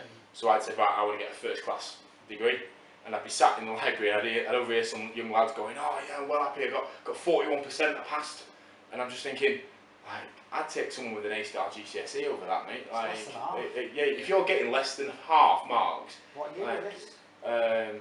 I did it in No, I mean, because it's 3 I don't know years. what they were in, but any year. I mean, I know your first year marks don't go to your overall, but Yeah. still, like, Yeah. it sets the foundation. If nobody goes from getting 40% in the first year to 80% in the last year, So it's almost like you're listening to people being okay. Well, you're okay being mediocre. you're okay. You're Ah, scraping the barrel. Oh, Yeah. it's fucking- So whereas me, like, I was competitive, so I wanted like first in everything, and Yeah. I was lucky. Like the little geek in me came out again, and I managed to get an award for the highest overall marks out of anyone at UCLan and all the surrounding colleges. So I was happy with that. Super Geek Award. I'm gonna have a look. Yeah. I've got a picture of me getting it. I can even prove it. Who can? You You can. So, but again, it was because I understood what that degree meant. Yeah. If I'd have done it at 18, I'd have been like everybody else. Let's go Some out piss, on aren't Monday, Tuesday, Wednesday, Thursday, Friday, and then on the last minute I'm going to do all my work. It's almost like proving to yourself. Me and Danny have talked about this previously. Physically, yeah, put that weight on me. Give me that number. Give me that distance. Give me that ever. Comfort zone. Yeah, I will used to push it. I will find my limits, my limit of exploitation, everything like that, and I'll smash it. But now this is like a test to your brain. Yeah. How can I flex my brain? Absolutely. Oh yeah, it's graft, and like not something I want to do again in a hurry. Many a late night in the library, and I was working full time. I was doing school and military, working obviously in schools teaching during the day. Then I'd train and I'd go to the gym at night. 'Cause I was doing my strongman, and then I'd go home, eat my tea, say hello to the missus and the dog, and I'd go straight to the library from like 9 at night till 1 in the morning doing my work, and then I'd just repeat that process all day, every day. And it was a graft, and like I say, my wife just helped me through it, because not only support me with obviously all my sport and everything strongman that I was doing, but she was pushing me to make me want to be better. And I always think if you can find someone to be with that makes you want to be a better version of you every day, then obviously you're onto a winner. But like I say, so she helped me get through it, and give me that kick up the backside to get out sometimes and do it. But yeah, no, it was hard, but like I say, something that I'm glad at the end of it. Well, it's worth It's it. not forever, is it? As No, well? and like I say, it's something, it's a tick in the box, isn't it? You've got that now, you've earned it, that's yours, no one can take that away now. Yeah. So Did you come out? Did you finish with first? yeah, I finished with first class, finished overall grade was some 89%, I think I got overall. So I was pretty happy. Fair play to you. Super geek. So as well as, yeah, you flex. Made the grandparents happy as well, because I finally got that degree they wanted. Went to #1 grandson that day. just for that day, or? Yeah, no, since then as well, Oh, yeah. My brother's on the Back downward into the spike. family. You're one of us again. So you found you're flexing your mind muscles, but you touched Yeah. on it then. Where did you think pushing trucks and lifting up massive things?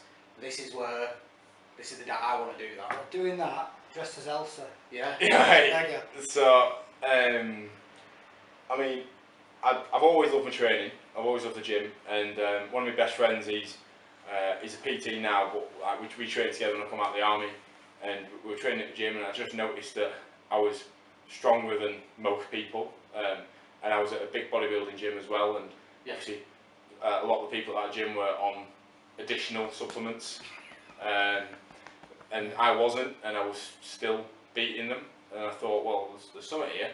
So I thought, oh, I'll have a bash at a strongman comp, and got into it. And on my very first one, I sort of was bigged up a little bit that, oh, there's this big lad from Preston, he's doing his first Chorley Strongest Man, first timers, like he was probably going to win it. And I was doing really well in the events, and it came to the Farmer's Walk, which is where you pick up 2 handles with weight on it, and you run down, around the barrel and back. And I sprinted off down, got around the barrel, and as you turn around, the weight swung in and angled, and I tripped over it, and at a million miles an hour, I went flying.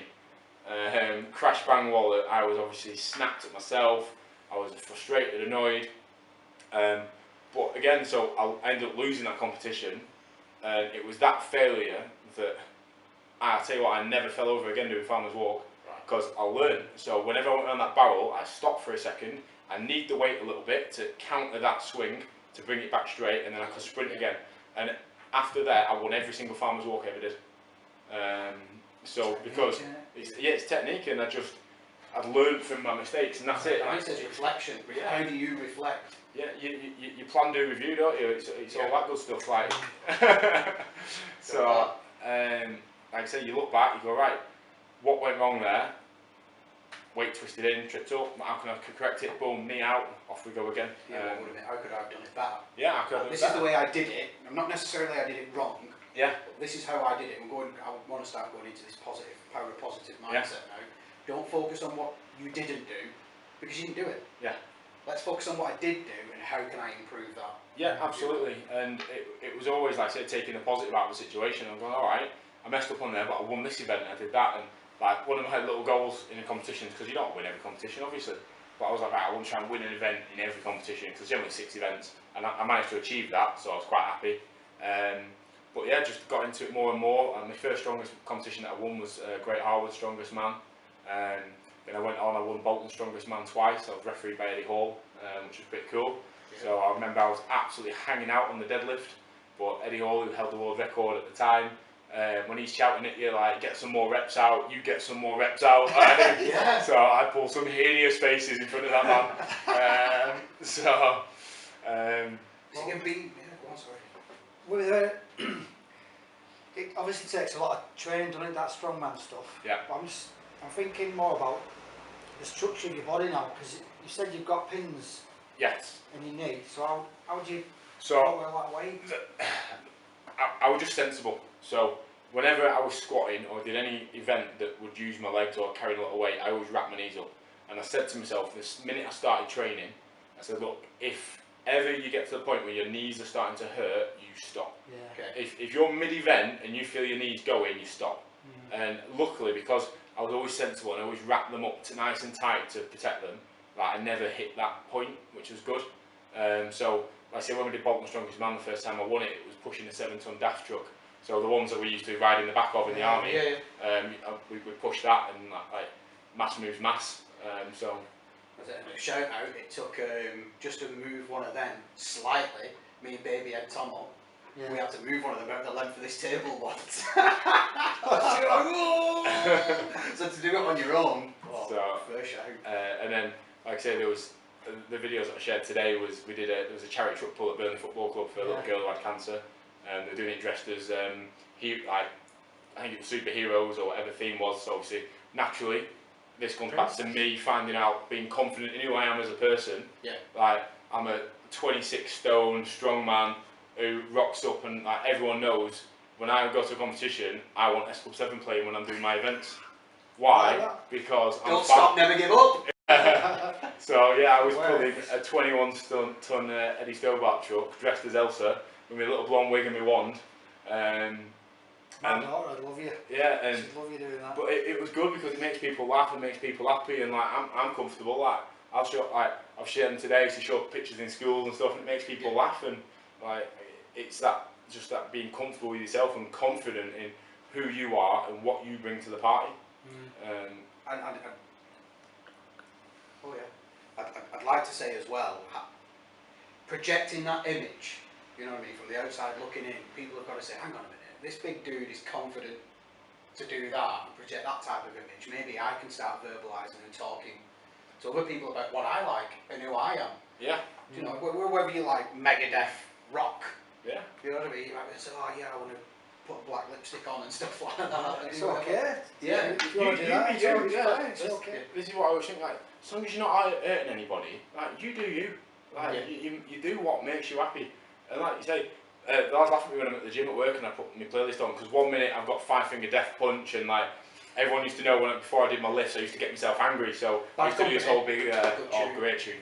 I used to do this big old chest slap and I'd get angry before my weights and stuff. But then the very next song will be Spice Girls, and I'm just like, and then it was Shania Twain or a little bit of Whitney, and I'm just like, and this is my dad influence rubbing off on me, because you'd have a tape player that had recorded the songs from the radio growing up, and it would, because it recorded it, it would cut off halfway through a song. So you'd take the tape out, flip it over, put it in, it'd start again. Quick as So you can. yeah. So it'd be like Shania Twain, like that don't impress me. You've had as well for your strongman journey. Your number 2 super fan being your wife. Number 1 plan. You can on your montage. Yeah. You can hear her shouting, giving you Absolutely. grief. You know what I mean? Being that rock behind you, pushing you. But you've had another friend along the way. The big dog. The big Yeah, dog, The big King dog. Eric. Yes, my pug. Yeah. He's just a little legend. And again, it's that whole thing of people think, oh, you're a big guy, you're gonna have a staff, or you're gonna have an Alsatian, or thinking. I'm like, no. I got a proper man's dog. So, like, again, I'm confident in my ability and who I am. I don't need to walk around with a big dog to protect myself. I don't buy a dog to protect myself. I buy a dog because I want a dog. Yeah. And he's just a little legend. All he does, as I say to kids, he eats, sleeps, snores, and farts. So he's my little spirit animal. And Is it familiar? I always laugh because when I won Preston's Strongest Man, like that was my favourite competition that I ever won. And the first thing I did, I grabbed my trophy, ran over, picked up Eric, and I was like, get a picture of me and my dog. Completely chinned my wife off. Didn't even look at where my wife was. I just ran and grabbed my dog and my trophy, and I'm like Is that your proudest one because it was your town? yeah. I'm the strongest man In my town, yeah. I've won Bolton's, I've won Great Harwoods, I've won a few others, but like, yeah, it was my town. Bit awkward because I'd organised that competition as well for charity, and it was a last minute thing of, oh, I'm gonna have a bash, and ended up winning it. But no, it was a great day in the town centre. I mean, I hosted it twice, and I hosted Blackpool's Strongest Man as well, and I managed to raise 10 grand for military charities, which was a really nice accomplishment, and just nice to give something back after obviously take it with naturally what I'd taken from the system, so I wanted to give back from the system. Has he as well, going back to Eric, is he giving you that sense of responsibility of, yeah, it's good to give back, it's good to develop somebody, but also having, you've got to look after that little life. Oh yeah, like I say, it just gives you a reason to get out of the house, because I know when I first got out of the army, I struggled a little bit in the sense of, I'd gone from living in a block with 300 blokes where you'd be boxing in the corridor, or the people would be going out on the piss, or you'd be playing FIFA, or there'd be something going on. Yeah. There's always something going on, 24 hours a day. And then all of a sudden, like that, I've gone from that to being in my 1-bedroom apartment in Preston. My wife's at college, or she'd gone to work, and I have like a 6-month period where I don't have to work because I'm still getting paid off the army while paperwork catches up. Yeah. And I'm just sat there and I'm just like, what do I do now? Like, it's gone from like this high to this, and it was thanks to obviously having the structure of my training of like, right, I need to eat every few hours and taking the dog out, and then eventually I ended up working on the doors for a bit, and then that proper helped me because I mean, I was always dead friendly and polite to people. Like, everyone knows I'm a big friendly giant, but like, if ever it did kick off, like that buzz and that adrenaline, like actually like helped me get through and helped me transition across. So no, it definitely helped me. Good companion. No, definitely, yeah, he's a little legend. So he's loving his retirement out in the quiet countryside now as well. Have you still got his Hulk? Oh yeah, still got his Hulk harness with his little bow tie and his little name badge says Eric. Absolutely. yeah. I love it. Yeah. I do. And it's proved it. Look, we proved it. I'll not go into it, but that campaign concept. It's all for Lee Margaret. So you get Well, I'm back in. Yeah. Oh, my sass teeth. Really wide apart now the thing. Yeah, but we proved it. The old Operation Eric. Yeah. They bring animals. Do bring the goodness out in people. Absolutely. Yeah. Kids used to love it. Obviously, when I'd take pictures, and I even managed one school dinner towards the end where I managed to sort it all out. I managed to take him into the school because I talked about him that much throughout all my lessons. It was a big part of the lessons, and all the kids. Obviously, we used to work with kids like 9 years old, 10 years old. Used to love the thought of him, and I managed to bring him to school. And I say it made their day just seeing him. And he's a little legend. My wife's gonna hate me the fact I've talked more about my dog than I've about my wife. We'll get there. Should be used to it by now. Yeah. So we've got a. Yeah, you've done your degree. Yeah. You've got practice in working for private companies within schools. Yeah. You know, you're doing your physical element, whether it just be for your competitive side or to give a little back and showing people. How have you made the switch then to decide switch fire? You know, no pun intended. Yeah. But I want to be fireman. So that was basically, obviously it was always my dream job. I'd always said from the start, which is 12 years army and fire service. And when I got out, because I got medically discharged from the army, I thought, well, I can't get in the fire service, so I didn't even look at it. Hence why I went down the degree to be a PE teacher. And it was, again, it comes back to another failure, and it was one of my biggest ones, was I'd applied for this scheme called, I think it was Teach First, and basically, when you do your, it's called your PGCE, like your teacher training year that you have to do. So, for those that don't know, you have to get a degree in your subject, PE, English, history, whatever, and then you have to do a year's like teacher training. And that year's teacher training is unpaid, so you only live off your student loans, and it's like, wow. So if you've got a mortgage, I never knew that. if you're older, if you're an older student, mature student, and you've got a mortgage to pay, it's nails to get through. So I applied for this scheme called Teach First, whatever it was, and basically the way that worked was a school would say, right, we need X amount of English teachers, X amount of PE teachers, and we'll bring them on almost like an apprenticeship scheme. So we'll pay you half of what we'd pay a normal teacher, but at the end of it, you've almost got a guaranteed job as well. But the way it worked was in the northwest, and that includes Liverpool and Manchester and everywhere. If you was an English teacher, there was like 20 spaces. History teacher, there was like 40 spaces, and quite a lot of these were right. There's 40 spaces, but if we get 50 good applicants, we'll take 50. For PE, there was one spot and one spot only. And this is just like what Tony was saying politically, because the manifest of the government had changed. Yeah, it was just funding. Also, it's you don't need as many PE teachers. Yeah, so for PE there was one spot out of the entire northwest, and that was one spot final. Wow. If you were like 1% behind the person in front, you didn't get it. It was one spot. That was Spot, So I remember when I went to the briefing about it, I just overheard loads of people with that defeatist attitude behind me going, "Oh, what's the point of even applying? What's the point?" And I'm a firm believer in that whole mantra of you miss 100% of the shots you don't take. So you don't buy a ticket, you can't win the lottery. So 2,000 people applied for it, and they took 8 to interview, 4 boys, 4 girls. I managed to get through to interview, so I went through, obviously had the interview, I had to take a little session, and then all went well, thought it went really good, and then a week later I got a phone call, all positive stuff. I'm thinking, I've got this, I've done it, I've won. However, oh, there it is, you've just been beaten. The woman who got it, she had like 30 years as a teaching assistant, so she had more experience than me, so they're giving it to her. And again, like, sucks, because I've come second out of 2,000, but again, it's that whole thing of, right, you've got to know how to fail. So I wasn't angry at her. If I met her, I'd have shook her hand and said, well done, because the right person got the job. She had more experience. She obviously, I thought mine went really well, so hers must have been awesome.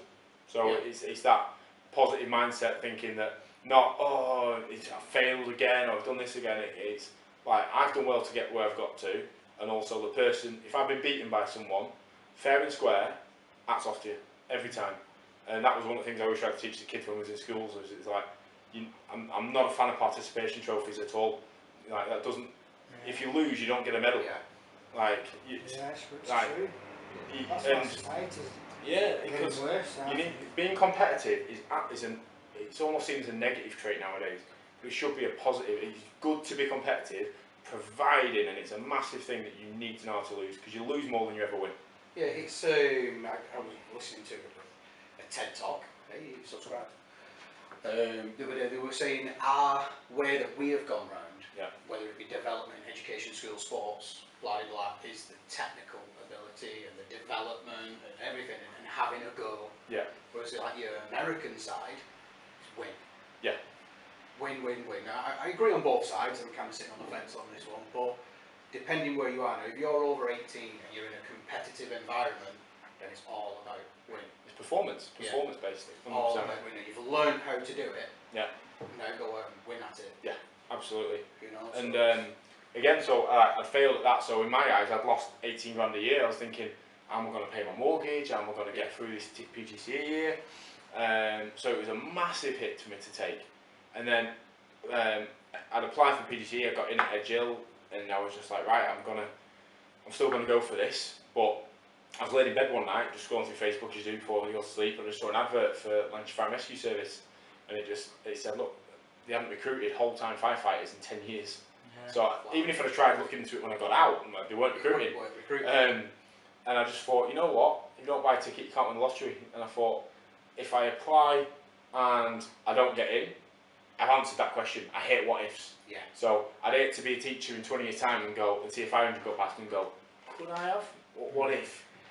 So I took it, and the minute I got through the first stage of the selection process, because I told myself, oh, it'd be right, if I get through, then I can decide if I want to be a teacher or if I want to be a firefighter. The minute I got through the first stage of selection, I was like, I want to be a firefighter, that's it. Yeah, actually, it's like a switch, isn't it? You're saying. Yeah, but again, I take the failure thing on board, because if I'd have succeeded and got that teach first place, I'd have been that focused that I'd got that and that was what I was doing, that I probably wouldn't have even applied for the fire service. Yeah. And like, I love teaching, I know I did, but I tell you what, I know I ain't going to enjoy it as much as I enjoy the job that I do right now. So again, thousands of people applied, and they took 47 people on my recruiting selection. Where's that? When you applied, is it, because ambulances, it's northwest, Yeah. is it Lancashire? Yeah, Fire, or it's is it- regional. Yeah, so we're Lancashire Fire and Rescue Service. 'cause it's a big area, isn't it, that? Yeah, so we cover all the way down from Skelmersdale all the way up to Carnforth and Silverdale up there. So it was 4 stages selection, different physical tests, mental tests, dexterity tests, all sorts of stuff. And then obviously got through, did my recruits course. And again, it's that competitive nature again of, I want to be the best person I can be. Never at the expense of somebody else. I'll never step on someone to get me 1 foot up the ladder, no pun intended, but I want to be the best. Yeah, I don't want to be better than you. I want to be as good as I can be, and if that's better than you, that's better than you. But if you beat me at something, that's because you're better than me. Like, it's that competition thing. So, and like little things on the second day of recruits training, you do something called Hose Tuesday, and it's just a day of running around the drill yard with a length of hose, and it's just a little bit of a cheeky physical day. And I learned very quickly that when you picked up the hose and they said to set off, if I sprinted past everybody on that first length, I'd beat them up there. So straight away they're thinking, oh, I'm not catching in. And then I could just jog the other 3/4 of it, because psychologically in their heads I beat them. And they just trail behind me. And then I get to the line and I'm double timing and I'm marching on the spot, getting my breath back, recovering. That whole thing of pays to be a winner actually does in this fire service. And then you'd stop, you'd turn around, so the winner was at the back, and then they'd start you off again. So I'd sprint past everyone. I don't know, I'd get to that corner and I'd be hanging. But I'd already beat him up there. playing the game. So nobody would even try and overtake me, because they'd think, oh, well, I'm not going to bother. So, like I said, I probably wasn't the fittest that day, but I had it up there. Whereas, and it was winning that psychological battle. Yeah, and that's what mattered. And like I say, did quite well on my recruits course, really enjoyed it. I've been through military training. You do 7 months of infantry training, you can do 13 weeks of fire service training. Like, you know what the game is. Like, when you're getting shouted at and this, that and the other, you know they're coming out and shouting at you, but then they're going in there and they're having a giggle and having a laugh. They're not shouting at you. No. They're shouting at you. Yeah. It's not at And you. like, It's not. They're not shouting at Greg Dunnings. They're shouting at the crows. Yeah, and then when the blokes are flapping, going, oh my God, I've been picked up, got a bit of fluff. I said, listen, they stood outside that door, and if you were immaculate, they would have found a speck of dust on you. They decide, before they walk in, what they're going to pick you up for. Oh, yeah, definitely. So I was like, It's like on the hat programme, you Yeah. have pictures of you on the wall, and Yeah. you go, right, I need to look at this guy. He's a standout for this, or X, Y, Z. Yeah. Let's push a few buttons. absolutely. Try and see weaknesses, don't they? See what your character's like, yeah. It's almost like we're in control. Yeah. And there's nothing they love more than putting a red egg. I've done it with recruits at the airport, getting a red Yeah. week, binned, see you later. Yeah, so like I say, I managed to make it through the course. Like I say, I was really happy, and I managed to win the Silver Axe Award for top crow bag, top firefighter. So I was happy with that, and then got posted to Preston. So one of the busiest stations in the county, and like I say, just absolutely love it. It is the best job I've ever had, hands down. Just because the variety of what we do.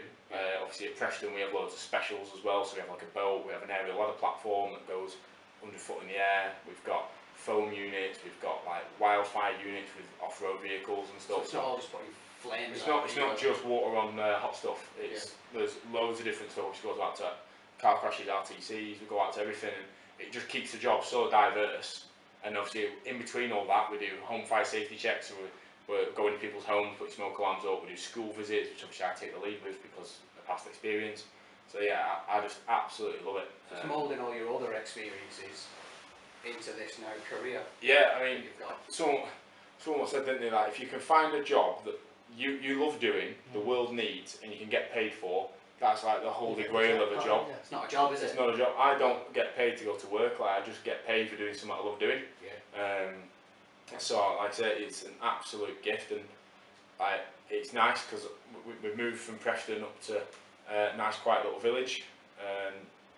So, like I say, me, the wife, and the little lad. Obviously, I'm dad now, so I've got a 2.5-year-old little boy, George, who's just an absolute little legend. He's an animal. He's just an alphabet monster. Just loves the alphabet. Yeah. He can do it in sign language, and he just runs around the house, just going A, B, C. And I'm just, honestly, I hate the alphabet. I am snapped. Like, you can't go up or downstairs without A, B, C. And if you don't say it to the right volume on him, it will go back upstairs and you will go B, C, D. Answer that fake phone. Yeah. Hello? A, B, C. Yeah. It's, and again, through your knockbacks, that power of positive mindset. Absolutely. Danny said it to me, we've had it from Bez, who you know as well, we spoke to Tony, and loads of other people have said, look, they believe things happen for a reason. Yeah. Is there anything spiritual about you? Or are you just like me, go with the flow? Experiences in hard stuff. Yeah. Before I went to Afghan, I went to Blackpool, proper place for high quality mediums. But you, not the mediums. Yeah. I went in and I was just in normal clothes, like, and went by myself to this medium, and it was so weird because the things she said, like, I don't really believe in them normally, but like, she just got things about. It's not like I was in an auditorium with thousands of people and going, did someone lose someone that was a male? What was the name? Was it Steve? Paul? Yeah, Paul. It's a Paul. None of that. Has anybody here got a dad? Yeah, someone's dad's here. Yeah. But no, she said to me, she was like, right, you've got 2 brothers, which I do. She said one of them's got problems with his legs, and Zach, my older brother, he's got a little stumpy leg. It's like an inch shorter than the other one, so a little hop along. He'd be taller than me if his other leg was as long. He's always at an angle. I'm laughing now. Yeah, what's like to meet the guy? You. Yeah, he's 155 kilos at the minute now, yeah, so bench press me. Still bang him out though, stand by. So she said that, and then this was pre-Afghan. She said, look, you're going on a journey, you're not going alone. And then she said, look, you're not made to be killed. And I was thinking, well, that's good news. And obviously then we know what happened. Yeah. But it was just how she said, like, she backed that up with a little statement of, don't go doing anything stupid. She said, she said, you weren't made to be killed. She said, you're going to have 4 kids. That's got the wife worried. That's the only one that's yet to come into fruition. And she said, like, you had a guardian angel. And I was just like, oh, right, yeah, cheers for that. She said, yeah, it was an older brother. So I was like, right, yeah, nice one. So I walked out, rang my dad. I said, Dad, I didn't have any more older brother sister out, did I? He said, oh, we had a miscarriage between my brother and me. So I was just like, fuck.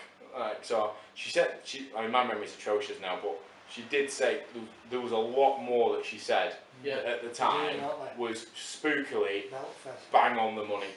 And I've been to one since, and it's been absolute rubbish. Okay. Like, so I'm not like I'm a Sagittarius, therefore I'm a little bit wild. I'm none of that stuff. But like I say, when I went that time, she was bang on the money with everything that she said. Since then, like I say, absolute rubbish and just generic stuff. But it was crazy spooky. So yeah, there's definitely someone looking out for me. I mean, my dad laughs and says that I've got 9 lives because my dad thinks that I'm a cat with 9 lives because I've used a few up. So when I was younger, my brother threw. It was like a spike that stuck in the road. My brother threw one through my shoulder.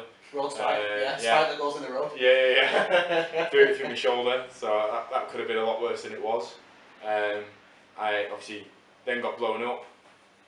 Coming back from Headley Court, I was involved in a 70-mile-an-hour smash on the motorway.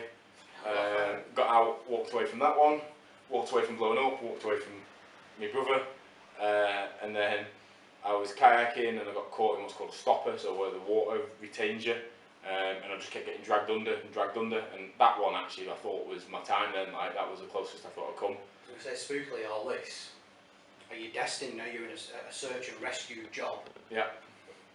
You're destined to be looking after other folk? Yeah, and is that. it sounds really cheesy, doesn't it? But obviously, like, we do this job because you do like helping people. I mean, the blokes at work will all like take the mickey and stuff, but like, it's nice if when we rock up, we're making someone's bad day a little bit better. Yeah. There's not many people. I mean, I've got huge respect for the police and stuff, but when the police rock up, it's generally people are doing something they shouldn't be doing, and the police are there to spoil the party. So they're not treated very nicely. Or you're there to give bad news. Even yeah. paramedics, no one is. We've said this. No one's ringing up an ambulance going, "I'm all right. Fancy, I've got cake here." Yeah, I'm having a lovely day. Yeah. So, and again, they have to deal with some awful people, and whereas 9 times out of 10, like I say, when we rock up, people are dead happy to see us, which is obviously just a nice feeling. And Unless you're doing the barbecues. we're not everyone's flavour of the month on their bonfire night. Or burning a bit of stuff in your backyard. Yeah. You're anti-social behaviour fires. Scumbag. But yeah, so Within the remit of the law. I'm happy with that. So without everything to decide, any plans for the future? Any big competitions coming? obviously with all the lockdown stuff, there was a few sporting things. I was going to do some outdoor swimming and stuff, and some swim run events, but obviously they've all been put on hold. But again, it's always just looking for that next sort of challenge. So I said at some point I want to smash out an off-road marathon. I only want to do it once, just to tick in a box, because I did Ultra Warrior assault course, you know, like the Tough Mudders. Yeah. Well, instead of doing it once around the 12k course, it was 5 hours, as many times round as you can get in 5 hours, and I did it 3 laps, which was like 23.5 miles in 5 hours, and that was with obstacles. And I thought, I've got to take the obstacles out. I was like, I've got a marathon here, so I just thought, right, I want to smash one of them out at some point, and I'm not really going to do that much training for it. I'm just going to see, right, feed up and see what. Just tip up with your tip up and just go. Yeah, that's one of my absolute number one saying in life is no bluff's too tough. And fake it till you make it. Like, so it's gonna hurt, but then like I always think you look back 10 times, don't you, where it's hurt more. You go, well, I've gone through that, so this is easy now. That one, and that was really bad. So and you also know it's going to end. Like a marathon ends. Like there is an end point, and you'll go from your legs hurting, and this is killing, and that's killing. And, like, you know, at the end of it, like, I can lie down, I can have a pint, I can eat. That's the main thing. So I can eat. It is going to end. But yeah, so no, it's just more of the same. And I say carrying on with the job. Look for more sort of sporting challenges and bits that are out there. And I'm back playing rugby again, something that they said I wouldn't do again. So I'm back playing Crescent Grasshoppers. So yeah, just keep going. Any plans to go back to Invictus? No, that was a box that was ticked. Like I put everything into it. I achieved what I wanted to achieve. And again, I think there's people out there that can benefit more from it than what I can. Right. So I've never been a person that wants to take up a space where someone else could benefit more. Yeah. So I don't need it. My recovery journey's complete. Like I'm good. Yeah. I don't need any support now anymore from the forces. But so I just crack on. Me doing me. Cool. So we get to shout-outs. Yeah. Or plugs. Plugs. Well, you mentioned Grasshoppers. Yeah. So obviously playing for Grasshoppers, just something that I want to keep on doing. But the main ones really are, obviously I've spoken about my dad. Obviously he is without doubt like the biggest inspiration in my life, like throughout and continuous. Me obviously can't go without saying my wife. Obviously I wasn't with her at the time of injury, but ever since I've met her, she's always obviously pushed me and inspired me to be better and what made me want to do more. And obviously she sacrificed loads to stay at home, raise George, and she's an amazing mum to the little lad. So obviously big props to the wife, and then obviously to my mates as well. When I got injured, you really find out who your good friends are. So I've got 2 best friends, Roman and Marcus, and when I got injured and I was in my wheelchair, it was Roman that picked me up from my house, put his wheelchair in the back of his little Corsa, and drove me to the house party. And I'll never forget, the police came at about 1 o'clock in the morning to this house party to shut it down, and Roman was there. He's always been the gift of the gab, he'll waffles to anybody. And he was like, oh no, he blagged it, he was like, just come back from Afghan, you've got to leave him be, you can't kick him out. And he kept the party going and kept me staying at that house. So but he took me everywhere. He looked after me. Marcus, best mate, like I say, I always say surround yourself with positive people and people that make you want to be better. Very true. When you're younger, I think we all have these big groups of friends, these big circles, and it's only as you get older you realise that goes down. They're not your true mates, and now I've just got a little triangle, and it's like I say, 2 people that I can rely on, and the 2 most like inspirational people that like make me want to do better. They make me work harder. You hit the nail on the head there. Mates who don't see you achieving and think they're inferior. They go again. Absolutely. Go again. You make me better. You've done it to him. He's done it to me. You do it to me. Yeah, we were saying this the other day to someone, like say, someone else's success doesn't mean you're a failure. No. At all. So I love seeing people doing well, and I love seeing both my friends are excelling in both of their fields. So we celebrate it when they do well, and then when I do well in my career, then they celebrate my success. And like I say, each person makes everybody want to be better and work harder, and we have the same sort of competitive mindset, the same positive mindset. And again, just being surrounded by people like them, my wife, my dad, like I say, it just helps boost you. And if you're in a good place, then you can pass that out to everybody else. But no, I'm good. Any shout outs, Danny? Come back to me. Yeah? Well, we were meant to be thinking about it, weren't we? And then he asked me something else on text, and I thought, oh, I've only got 2 brain cells, you know. To rub them and cause a spark.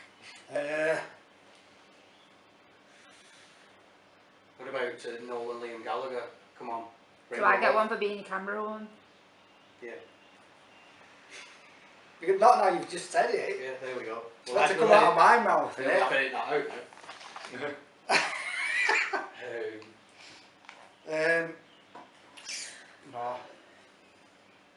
There probably is, but I'm an arsehole, so... Well, if not, what we don't remember, we'll stick the links in the description. Well, I think my main one is this guy here. Yeah. For inviting us here and being on, I think.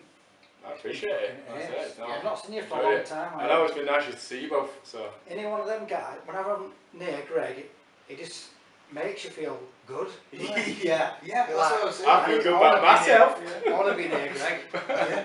Just got one of them auras about you. Really good. It is that sense, and people have asked us off camera, you know, you keep talking about these circles and stuff, and it is who your circles are, who are chuffed when you've done something good. Yeah. You know, they're not spiteful. And like I said, when we've all worked together in the military school environment, and different companies and stuff, and people like yourselves, like Bears, like Kieran, like I said, we all pushed each other to be that little bit better. And you'd have an awesome idea, and I'd nick it, and you wouldn't be annoyed that I nick your idea. You'd be like, "We don't have it," and then I'd create a game, and you'd nick it. And then, like, I always think whenever I meet someone, I want to steal the best qualities that they've got. If you've got a great idea, I'm having it. Yeah, and then magpie. it just makes you better. And I want people to steal things from me. Yeah, that's how things get better. Take something that I've done, make it better, and then you see it and you go, whoa. Yeah. And I take it back and polish it a bit more. But just for the camera a second, if it could be rude, just stand up a sec. Yeah. So you can see this guy, you know, and then to the size of me, and he's got us in shot, yeah. So you got us in shot. So my shout out, and you triggered something then. Alright, Danny. Yeah, Danny. Kieran, my shout out this week is to Kieran Muir. First time we met, it's actually a good bloke that you are, Kieran, said, bet you can't rugby tackle my mate. And so I did. Yeah, because he put them words in, I bet you can't. Right? So here's my shout out. Kieran, you are an absolute outstanding business person. Absolute fantastic business in a niche that is really needed and full of integrity. Please come and tell the Hamilton College Greg story of Dale trying to push this guy over at full speed and bouncing off. And also come and tell your story, buddy. So that's my shout out. But apart from that, who can? Shaka can. This has been the King of the North. What do we want him to do, Danny? Press that button. Click a red word underneath, subscribe, happy days. We need it. If you don't, You're a lizard. yeah. Apart from that, I'll be